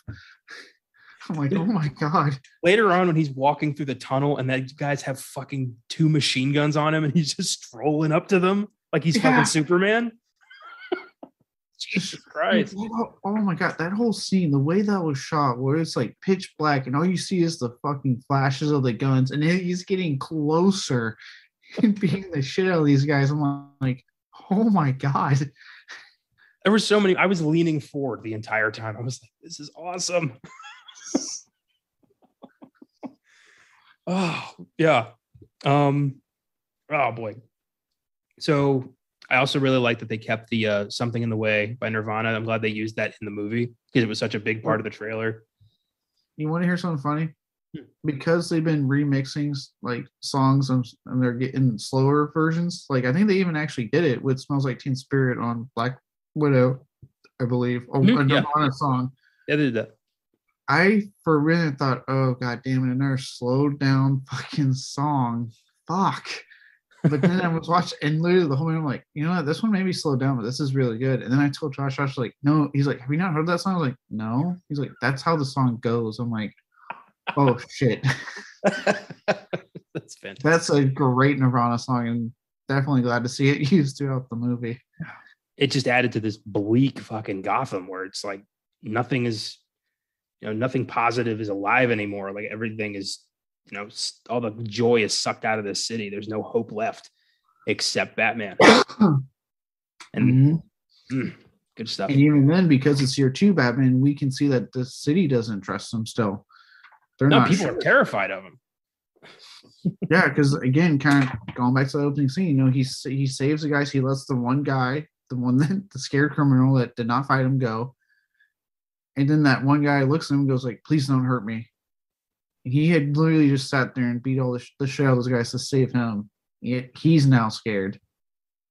You see, I got the vibe that he's not in this to save people yet.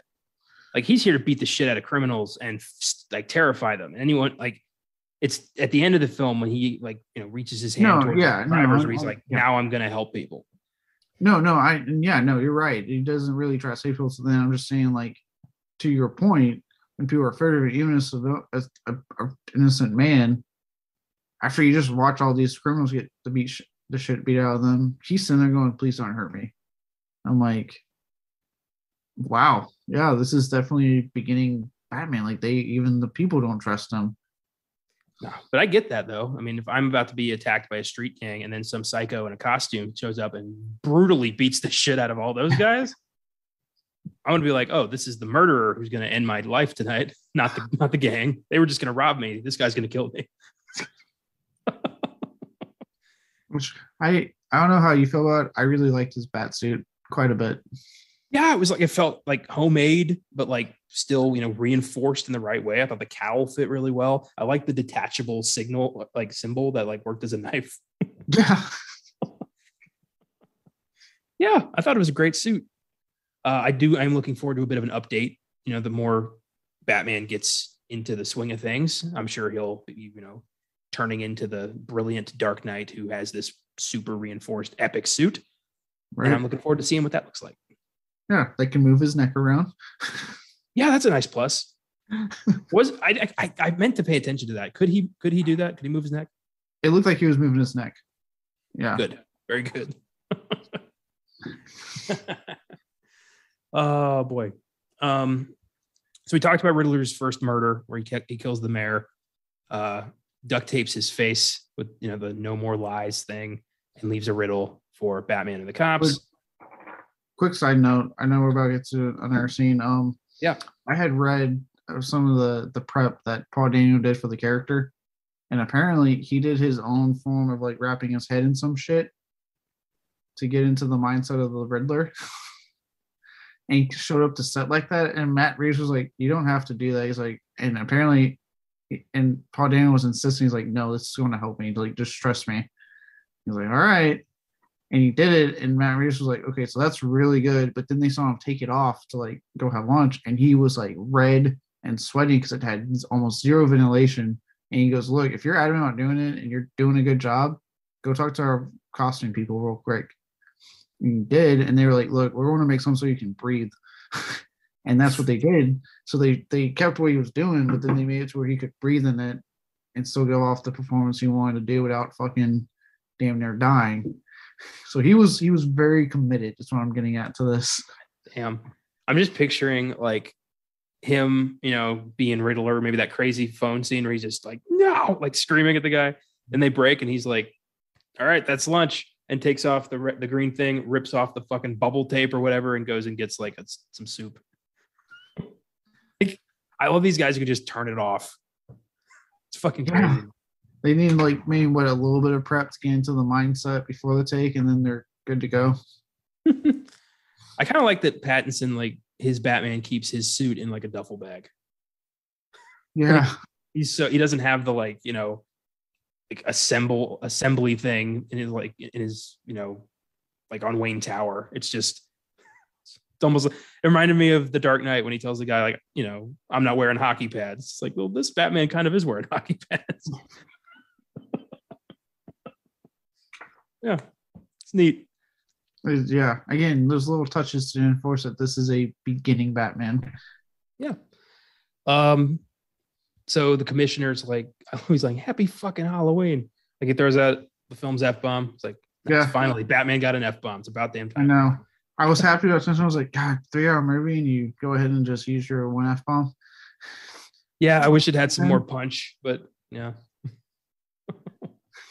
Would have been nice to hear Batman tell like Falcone, like, fuck you. For some reason I can only imagine, I only want that in Bill's fucking Batman voice. Fuck you, Joker. Yeah, that would have been great. I know again, Matt Reeves talked heavily about like he really wanted to show the side of detective that we don't really get to see in Batman ever. And again, this scene that you're talking about when he comes in, Commissioner comes and says, happy fucking Halloween, blah, blah, blah. In this scene, I'm like, again, hey, we're getting it. Fuck yeah. We're seeing Batman be a fucking detective. He's looking around. He's not really giving two shits about what the cops are saying or anything. He's looking around, seeing what's going on, making his own assessment. I love that one cop. I don't remember if it was in that scene or later on in Riddler's apartment. That one cop is like, are we worried about chain of evidence? Like, what? What is this? I love Gordon. He's wearing gloves.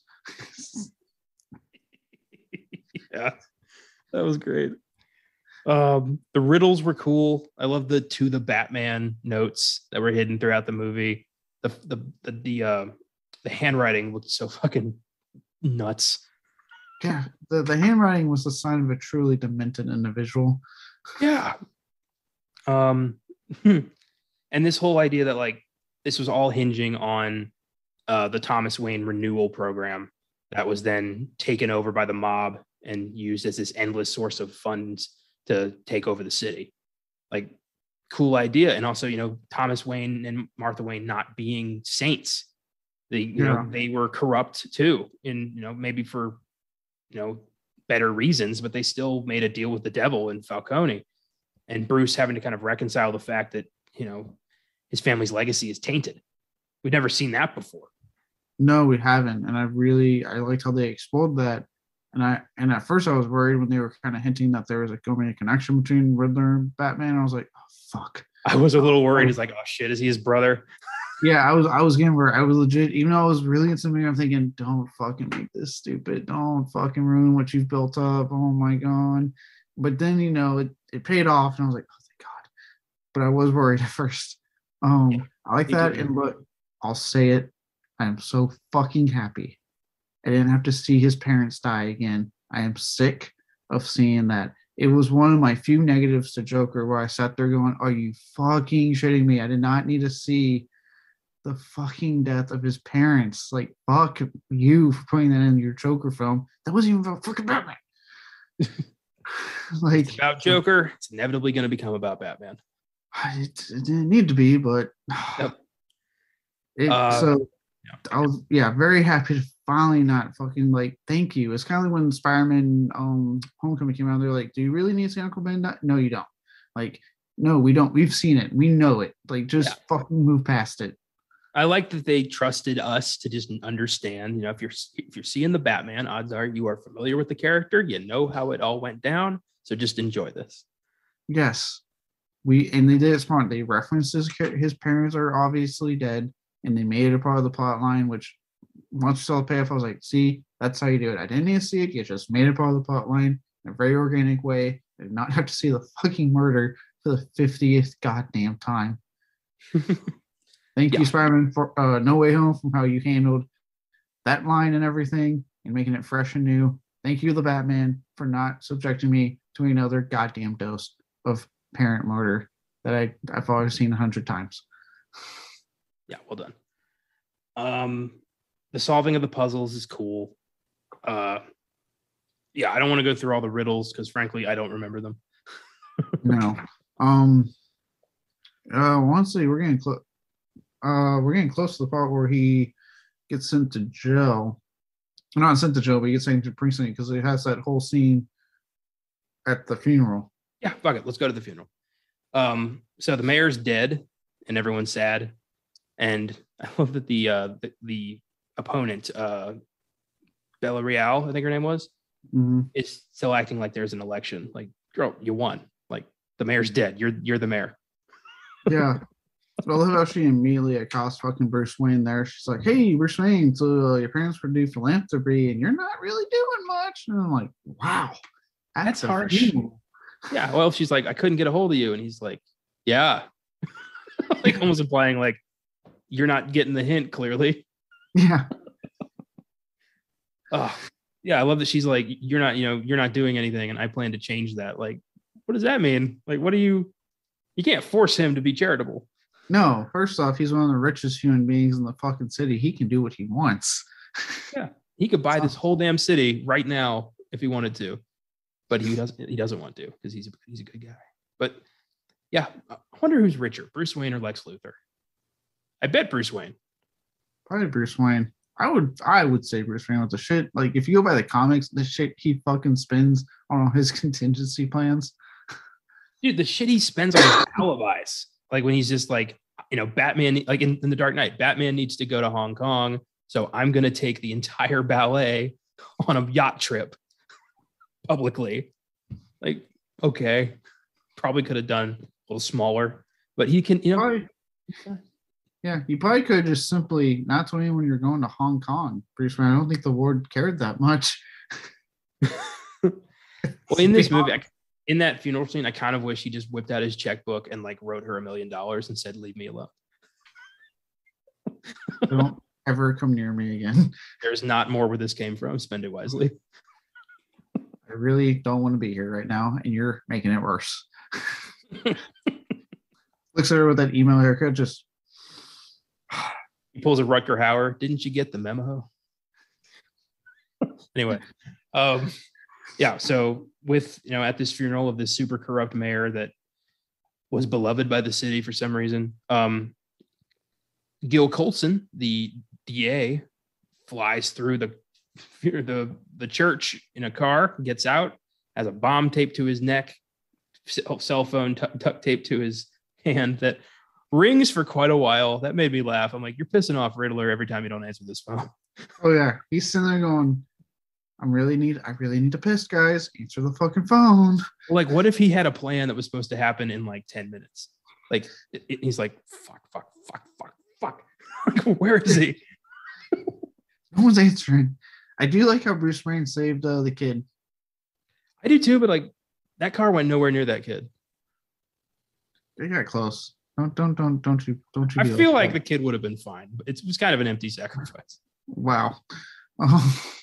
I do like in this scene when they quickly cut tonight to show you how long they've been standing by, and when Batman shows up again, they do it again where you hear the boots, and then he walks out, and I love the cops reaction, like, what the fuck? How'd he get through us? They're like, are you kidding me? He's gonna fuck this all up. Like he comes into the back door and they see him on the bomb camera. They're like, are you kidding me? Yeah. I love how immediately the cops are just like, God, who let him in? Riddler's phone there, like the phone call with Coulson is a great scene where he gives him riddles to answer and Batman's helping him. And usually Riddler would be like, no. But I guess in this time, he's like, all right, fair enough. Because they're for Batman too. Yeah. Riddler's like, all right. Yeah. Oh, before we go further, I did like thinking of like funny shit. I like the recurring joke with the twins at Oswald's club. Yeah. Which we'll backtrack to that, because I actually just remember we did not talk about Oswald's introduction. So that's right. We didn't. We'll backtrack to that. We'll talk about this first. Okay. Yeah. Do you know who I am? Look, great. But yeah, Coulson refuses to name the rat and blows up right in front of Batman, which was crazy to see that failure and to see Batman just blast across the church and wake up in prison, like in the jail cell at the GCPD. Yeah. And they never took his mask off, which you could argue is probably the only point where you're like, you guys really didn't just try to take it off when they were. But then I was like, maybe it's part of the suit. It's like they can't take it off. Well, no, because he takes it off like at times. Like, I think he can't. I think Gordon was probably monitoring that, making sure nobody did that. Okay, yeah. Because as soon as somebody tries to, he wakes up and like attacks the guy. He was losing it in that thing. I was like, oh my God. He kept like striking out at cops.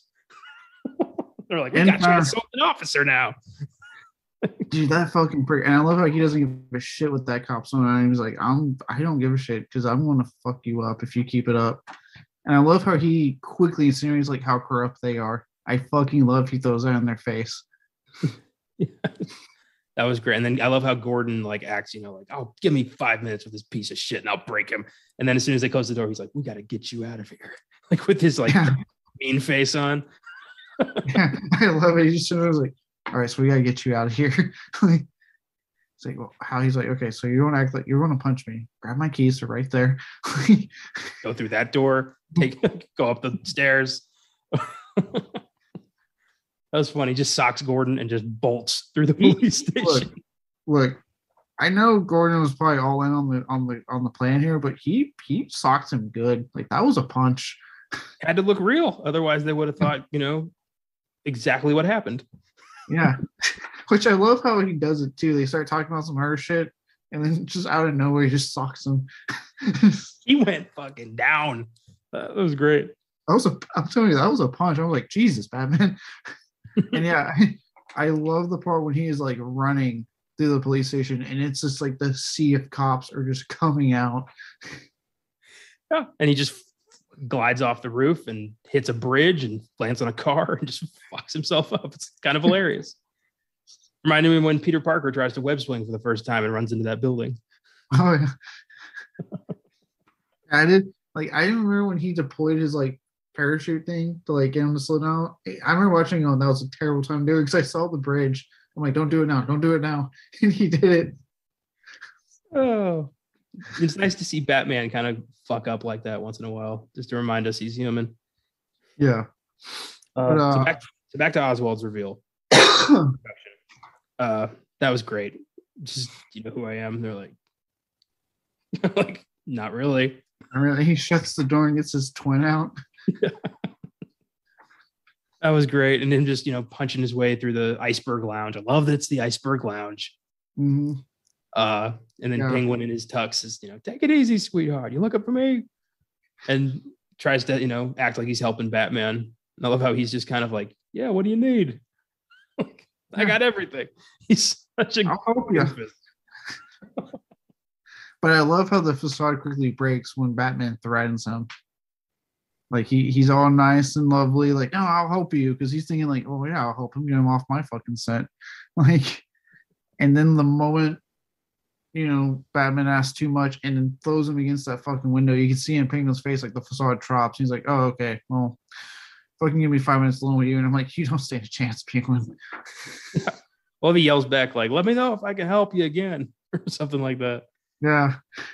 As he goes to find Selina and kind of follows her, and her whole thing with like helping her friend escape and Penguin killing her friend. It was Penguin who killed her friend, right? Yeah. Was it Falcone? It was Falcone and McKenzie. Yeah, the cop. So many corrupt assholes. Yeah. Which, speaking of which, like I did like, and it reminded me a little bit of like in Batman Begins when Christian Bale's Bruce Wayne visits Falcone. He has that scene where he's like, that's the fucking DA. And he's like naming every person and how he could be like, I could carry you right now. No one's gonna give a shit. They're in my club, my money. I like in that scene, kind of go back to this one, the Iceberg Lounge, and she's helping Batman out and he has her put the contact on. And it's just like, you're literally seeing like, that's that cop, that's corrupt, that's that cop, that's the DA. Like, it's, again, you're seeing like literally all these corrupt motherfuckers that work for the law are hanging out in a known crime boss's lounge. I want to watch that scene again on with pause so I can look at the names just to see if there's any Easter eggs, because I bet there's a bunch in that scene. Oh, there has to be. Yeah, I love the little bit mentioning Hush. That made me really excited when they bring up Elliot and Hush written across the article. Like, oh fuck. And I was like, oh, okay. Because I would love. I stand by any character give to Matt Reeves. I want to see his take on it so badly. Yeah, man. Very cool. Selina gives him the lead of like, there's the club and then there's the real club where all the big shots go. And Peter Sarsgaard was a good choice for the slimy DA. He was good. Mm-hmm. And this is where we're introduced to Falcone for the first time. Yeah. And Selina has a bit of a panic attack and takes out the contact, and Bruce is now dead in the water. Yeah. Cool stuff. Where do you want to go from there? Well, that gets us kind of the fill in the blanks there for the funeral and stuff that we kind of jumped to. So yeah, we have the whole cop scene, and I think and then shortly after that, Riddler kind of disappears for a chunk of the film after this, actually. Yeah, until then we get Bruce kind of figuring out the connection to his parents and Falcone and fucking with Penguin a little bit. We get that car chase, which is beautiful. And then the funny part with Penguin and you guys don't speak Spanish? No hablo español? Oh, when they tie him up and he's like, you gonna untie me? Hey, you assholes. And he's waddling around like a penguin. Yeah. Yeah. That was great. And then nice to see Batman and Gordon kind of play good cop, bad cop. That was really cool. Oh yeah. I like how even Penguin makes that comment. Oh, what's this? Good cop, better cop? Good cop, batshit cop.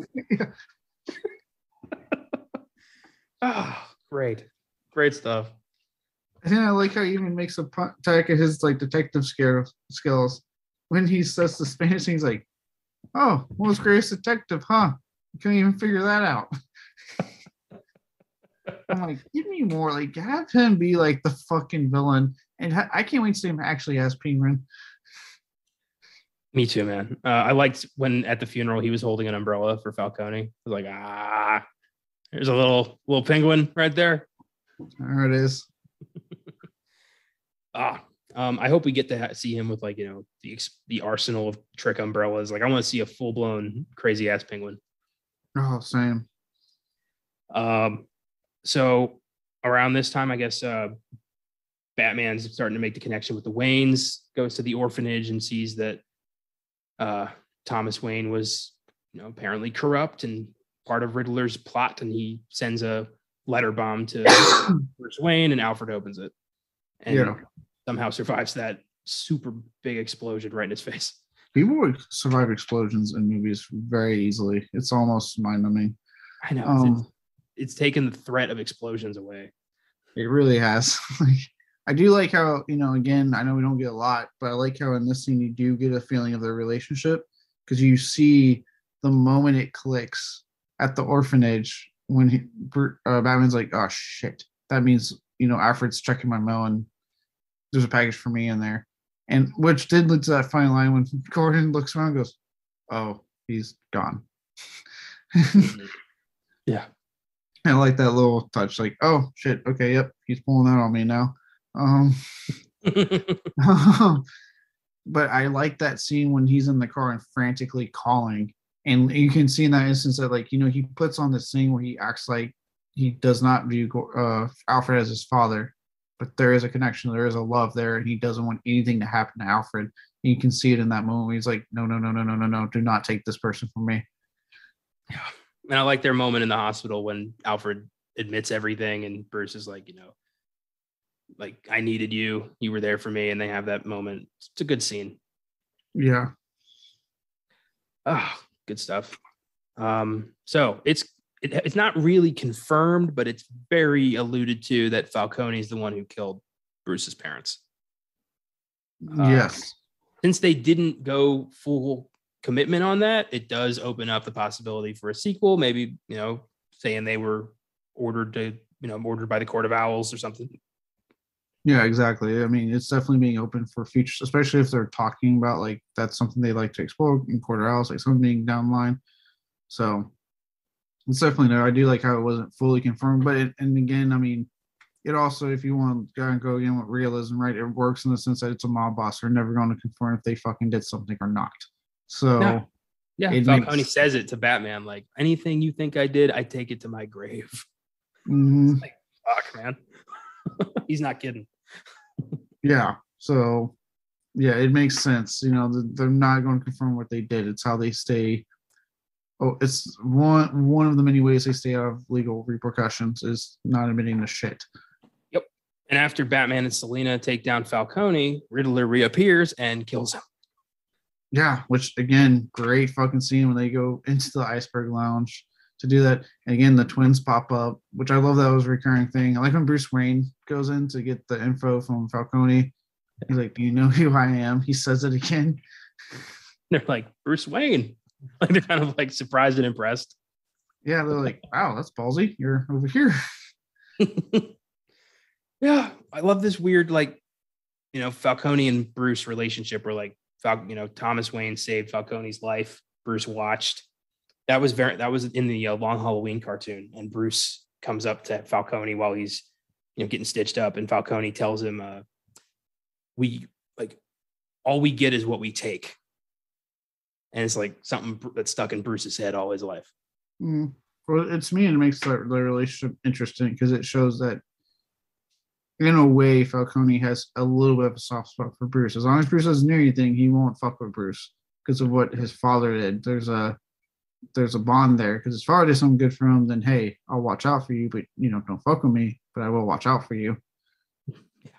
However, Batman wants this fucker gone. Yeah. Yeah, so when Riddler kills him, they go to investigate Riddler's apartment. They find Edward Nashton in a diner across the street, just waiting for the cops. It's the next part of his plan. I love the smugness in his face of like, I am smarter than everyone in this city, and I know. And I love how he keeps saying, like, I'm waiting for this. I ordered whatever food he ordered. I ordered pumpkin pie. Yeah. Oh my God. Yeah. Riddler's apartment. I love the tease that he might know Batman's identity, and the way they go with that was so smart. I love that because they got me. And they got me and Josh were like, dude, they got us. Because I really thought, like, shit, he knows Batman. I was like, okay, that might be the connection they're talking about. I was like, he just happens to know his identity somehow. He figured it out. But then, like, the ultimate reveal was so fucking well done, how they did that. Bruce Wayne, just like singing it a couple times and being like, we didn't get him, but we got the rest of them, didn't we, Batman? Yeah. And you can see, like, click on our president, like, oh shit, he doesn't know who I am, and he's fucking insane. And that, I love in that. Then that's when we get revealed the ultimate game plan, and the look on fucking Pattinson's face when he reveals, like, I have bombs along the seawall, and he's like, where are they? Where is that? There's the trigger. Where's It'd Rachel? be hilarious if he just goes right back into bail mode. Like, ah! I love he starts quoting the lines like, where is she? Where's Rachel? I do love that in that scene, in the trailer, the what have you done? I didn't quite catch it in the trailer. Oh no. But I'm glad they used different takes in the movie, because that was tense as hell when he's just trying to break the glass, like, what have you done? Like, freaking out. That was great.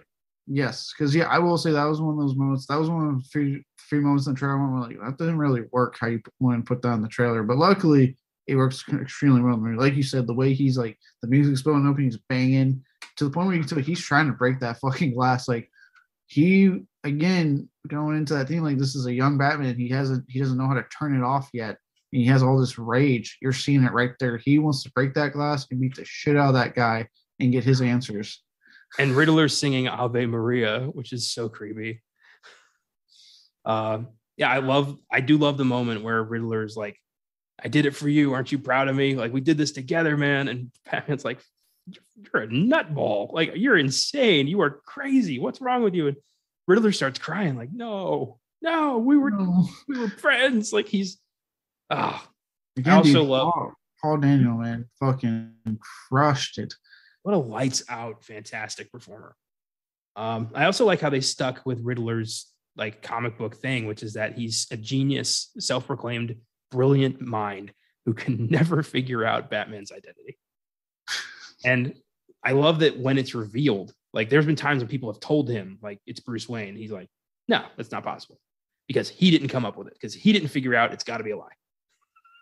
So like, he's been told several times it's Bruce Wayne, and he just refuses to believe it. I love that, like, the Batman comics have gotten to a point where they've gone around so long that, like, there's so many times where people are like, dude, it's Bruce Wayne. And like, it's become not necessarily a secret. Everyone's like, yeah, it's Bruce Wayne. Like, Jesus Christ. The reclusive millionaire that doesn't do shit for the city, that never comes out during the day. Yeah, it's Bruce Wayne. The reclusive billionaire who was never seen at night and somehow built a giant, like, lair without the use of contractors. No. Like, there's at least 2 construction companies in this city that have been paid off to not say a word. So we won't put the Batmobile over there. Did you say Batmobile? You signed an agreement. I'm sorry, the Wayne car goes over here. And the Bat plane, I mean the Wayne plane. The Wayne, it's the Wayne cave. Like, it's just, he just says like, it's my man cave. It's like, but you have it's your mansion. You don't need a man cave. Don't tell me what I can't do. I'm paying you, aren't I? I'll make my cave. Oh my God. I mean, I think about that. What's the theme of this cave? Bats. Huh. I would love if, like, he said that and then just stared at him deeply. Just bats. Any questions? Yeah. I love that the guy's just like, bats, huh? Is that right? Interesting. I don't know, but there's no way he did that all on his own. Yeah.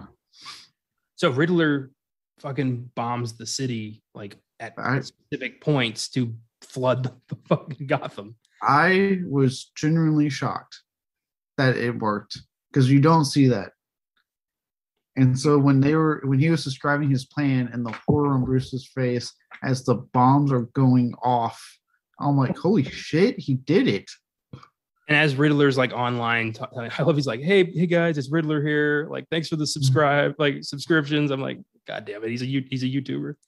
Yeah, I, I mean, do I like love how he brought the voice for that. yeah, the casual, just like, hey guys, it's me, Riddler. I love this whole idea of like when this final act is done, I will be in police custody. So I am counting on you to see this through. Like, and the legions that follow him in the name of like chaos. It's crazy. Yeah, I really enjoyed like the cult of Villa, whatever you want to call it, that they did. Like that was such a cool take to do with it. And I guess unfortunately like timely because there are people that would do shit like that. Um as we Yeah. kind of see in the news. Um But I do love when they all, conglomerate in Gotham Square Garden, which was cute. And the mayor's like, the mayor comes out, it's like, I'm not gonna be, privy to fear. Like, I'm gonna stand up again. She goes out to like, please, people pay, like, I need your attention, and is immediately shot. yeah. That kind of made me laugh a little bit. And Gordon, like a G, gets out there. Yeah. I love he's like, I got you're you." gonna he warns her, like, you're gonna get shot. He's like, no way. Immediately. Yeah. I love how Gordon's like, you don't, Mayor, you don't need to go out there. Don't do it. We have good authority that you will get shot. Like, please don't do it. Just listen to me. And the Riddler legions, I love when Batman falls through like blows up the I'm going ceiling. to say, yeah, his entrance when he blows up the entire ceiling. I was like, oh boy, he's pissed. He's on a mission now. And then just starts wrecking those assholes. Again, taking big shots to the chest. At one point, like a shotgun blast takes him down. Yeah. And Which I makes love- sense. A shotgun that close, like, yeah. you gotta have some pretty good bulletproof shit going on. That's going, even then, that's going to hurt. And then he takes out of his belt a mysterious green liquid that he injects into his leg, immediately stands up and is rage fueled and starts beating the holy shit out of this guy. Now, it could be adrenaline, but this is a Batman movie. I say that's Venom. That's Bane's super steroid. Josh said the same thing. I was like, that could be adrenaline, but I was like, there's no way in this Batman film that has already filled us with some Easter eggs here and there throughout. I was like, there's no way that this isn't Venom and this isn't like a possible, hint at maybe seeing Matt Reeves' take on Bane. Dude, Reeves would not make it green if it wasn't Venom. Yeah, there's no, everything he said about this film, his clear love for this fucking comic in general, and everything he was doing told me like, oh my god, there's our Bane reference. Like, holy shit. I would love a Nightfall movie where Oh my god, yes. Bane breaks all of his villains out of Arkham and Blackgate, wears Batman down, then takes him on himself. That would be a great way to showcase the villains of this universe, give everybody a moment to shine. That would be sweet. Oh, that would be oh my god, yes. Because and then what's cool about that is that if it raises a lot of questions like, how did Bruce get his hands on it? Why is Bruce using it? Like, yeah, that'd be a great follow-up. Like maybe, part 2, maybe Batman starts to get a little, addicted to this stuff. Yeah, because that shit, it fucking woke him up. He got up there and he didn't stop beating the shit out of that dude until Gordon came in and told him to calm down. And I like how in that scene you can even see like Gordon is a little scared. Like the guy he's built a trust with is damn near about to kill this dude. I love that Selina comes in, saves Batman's life, establishing that partnership, which was cool. Yeah. Yeah, when Gordon pulls Batman off that guy, and Batman's just like, like still just super wired. And I love that the dude is the guy that Bruce saw at the funeral, and Gordon asks like, "Who are you?" And he says, "I'm Vengeance." Yes. And that's when Batman realizes, "What have I done?" Yep. I love that.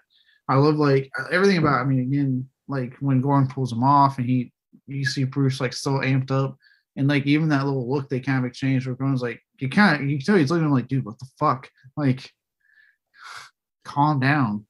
And then, yeah, the dude's, that callback, and then the dude saying, like, I'm Vengeance. And them doing that again, it's just like it's fucking awesome.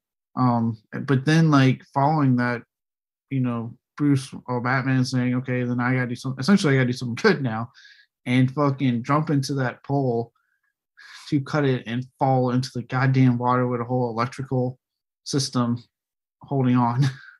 That was great. And I love when he comes out of the water with the flare, rips open that cage or whatever and extends a hand. And everyone's terrified except for the boy who grabs Batman's hand. And that inspires everyone else to be like, maybe this guy's all right. Yeah. Yeah, I love that. Again, going back to that beginning thing we talked about with the guy, like, please don't hurt me. Yeah, everyone's scared. No one wants to do it because, he came in and essentially saved the day, right? He fucking took care of business up there. But again, it's a year two Batman. They don't know what to think of him. They don't know if like this guy is going to turn and hurt civilians. So you see that hesitation, and then like the kid who was again saved by Bruce Wayne earlier, clearly has hope, the hope that he needs to just be like, no, I trust this person because he's taking care of the bad guys.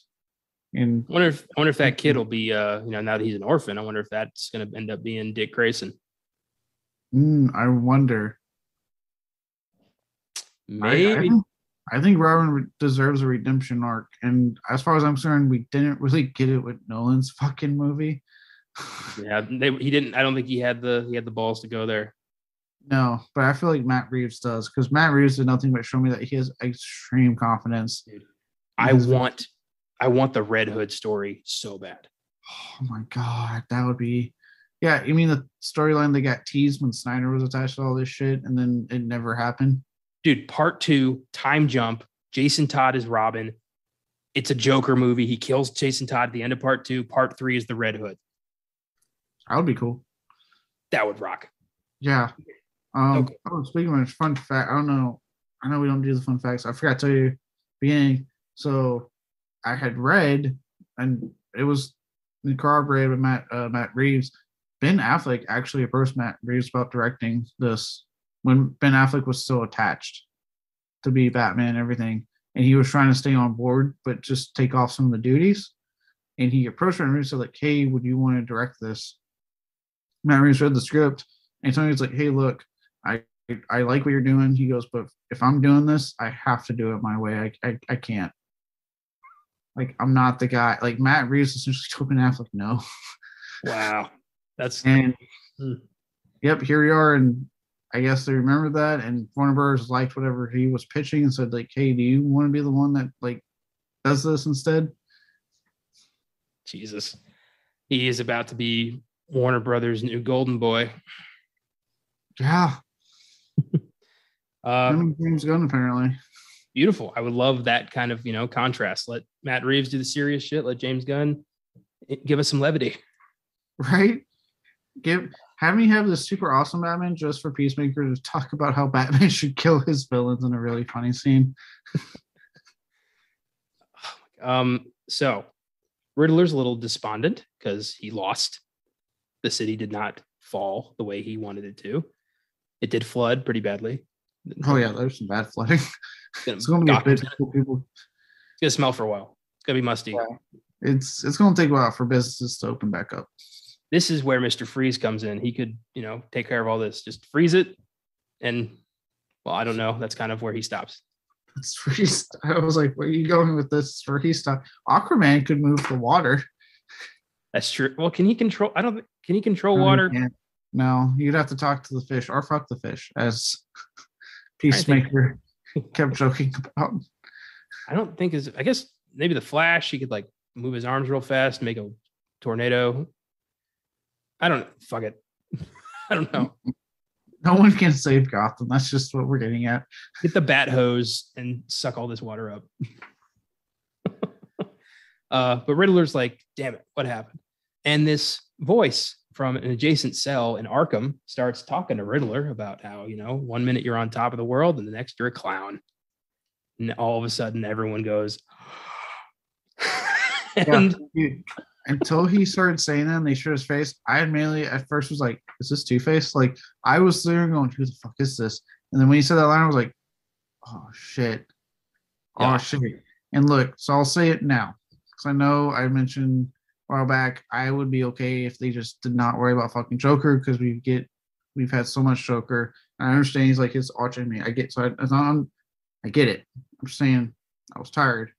I am so in love with this world of Batman and what Matt Reeves is doing.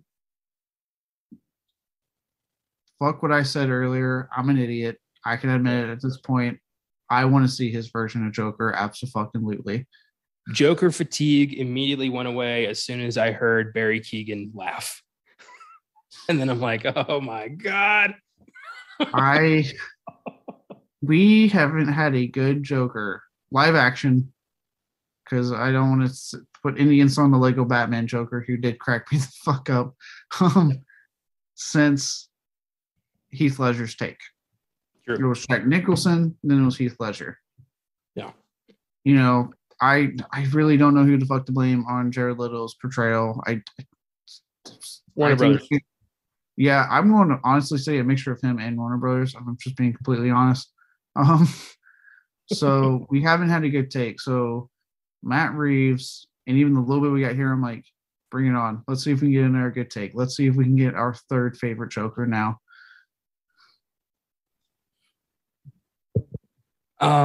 Yeah, Barry Keoghan is a guy I wouldn't have really thought for the Joker, but in this brief bit, I mean, just the face alone, like it's shadowed, but it looked scarred and freaky and like a really neat demonic Joker. And I love that he's already in Arkham. Like him and Batman have clearly tangled before, but not in, any substantial way. Yeah,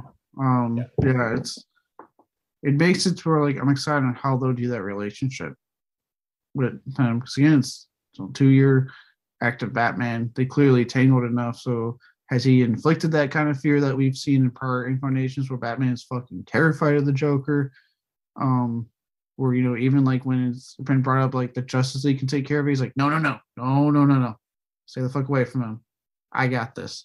Like, that kind of level, or is it like kind of what we got in like the Dark Knight, where he's finding out how crazy this dude is? I don't know. I'm excited I hope it's like they've met before. This is an ongoing battle. Like I want to be dropped in the middle of a Batman Joker relationship. Yeah, I would think because Matt Reeves has been such a good job giving us what we haven't gotten before cinematically, that we would finally get one where we do see the fear, with that theme of fear in Batman, and that they had a pretty substantial enough battle that Pattinson is, if he were to get out, Pattinson would be fucking terrified. His version of Batman, like, oh shit, not this one. Yeah, for sure. And that's the movie, really. 9 out of 10, but with repeated viewings, it has potential to become a 10. Same, 9 out of 10. I stand by it, and I mean this as no insult to what we've got with Michael Keaton, what Nolan gave us with his Dark Knight trilogy. This has become my favorite cinematic adaptation of Batman. I'm just so in love with this. Very few negatives. It's probably why too. I was so entrenched. The word I did not feel the runtime. I was really worried when I was like, oh my god, it's gonna be a 3-hour fucking movie. Didn't feel a fucking second of it. Was absolutely locked in the whole time. I'm so glad Pattinson's blowing out of the water and can shut the fucking haters up. Fuck you guys for holding on to Twilight. Actors act, like, get over it. Yep. And if not, well, haters going to hate. So, oh my god.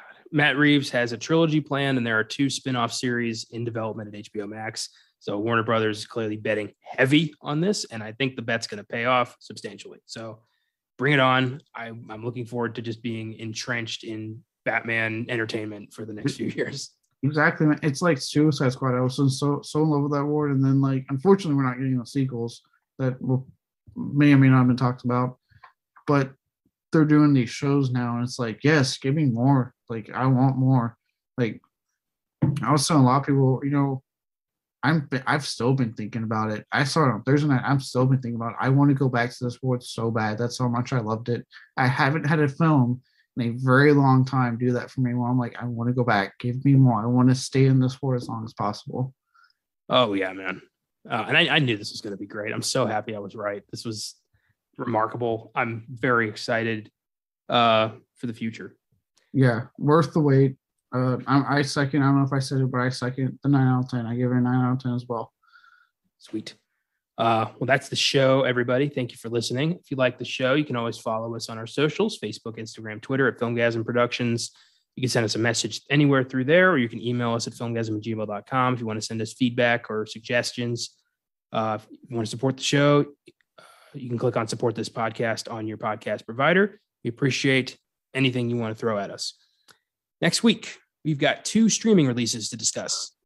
On Netflix, we've got the sci-fi comedy The Adam Project, starring Ryan Reynolds. And on Disney Plus, we've got the latest Pixar adventure, Turning Red. So that's next week's show. Adam Project looks decent, and Pixar rarely misses. So I think it's going to be a good week. Yeah, coming off like a pretty heavy film like this, it will be as great as I love this film. It will be nice to have a weekend of more lighthearted fare. In both streaming, so I can just watch it in the comfort of my home, not go to the fucking theater. So yeah, and like I said, I stand by like right now. It currently looks like Netflix is trying a little bit harder this year so far. Adam Project looks like it's gonna be fun. I know it's the same director as Free Guy. That inspires some hope in me because I did actually quite enjoy Free Guy. Me too. So and yeah, I'm looking forward to Disney Pixar thing. I still think it's weird that Disney is just absolutely not putting any Pixar films out theatrically. I don't know who pissed Disney off at Pixar, but whatever. It's weird, but I do, I'm enjoying it because I don't have to watch it with a bunch of, random loud children. Or admittedly, they make those films for families to go see, not like dudes in their 20s. I know, it's just annoying. Plus, it gives me flashbacks of working kids' movies at Draft House, which was a fucking nightmare.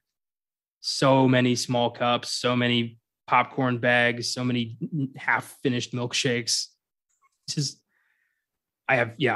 Crazy. But, this is my couch, it's my TV, and it's my time, so I'll enjoy it. Don't miss Jeepers Creepers on Wednesday's Filmgasm podcast, Cruel Jaws on Fridays Beyond the Bad, and Coco on Oscar Sunday. Have a great week. Keep watching movies.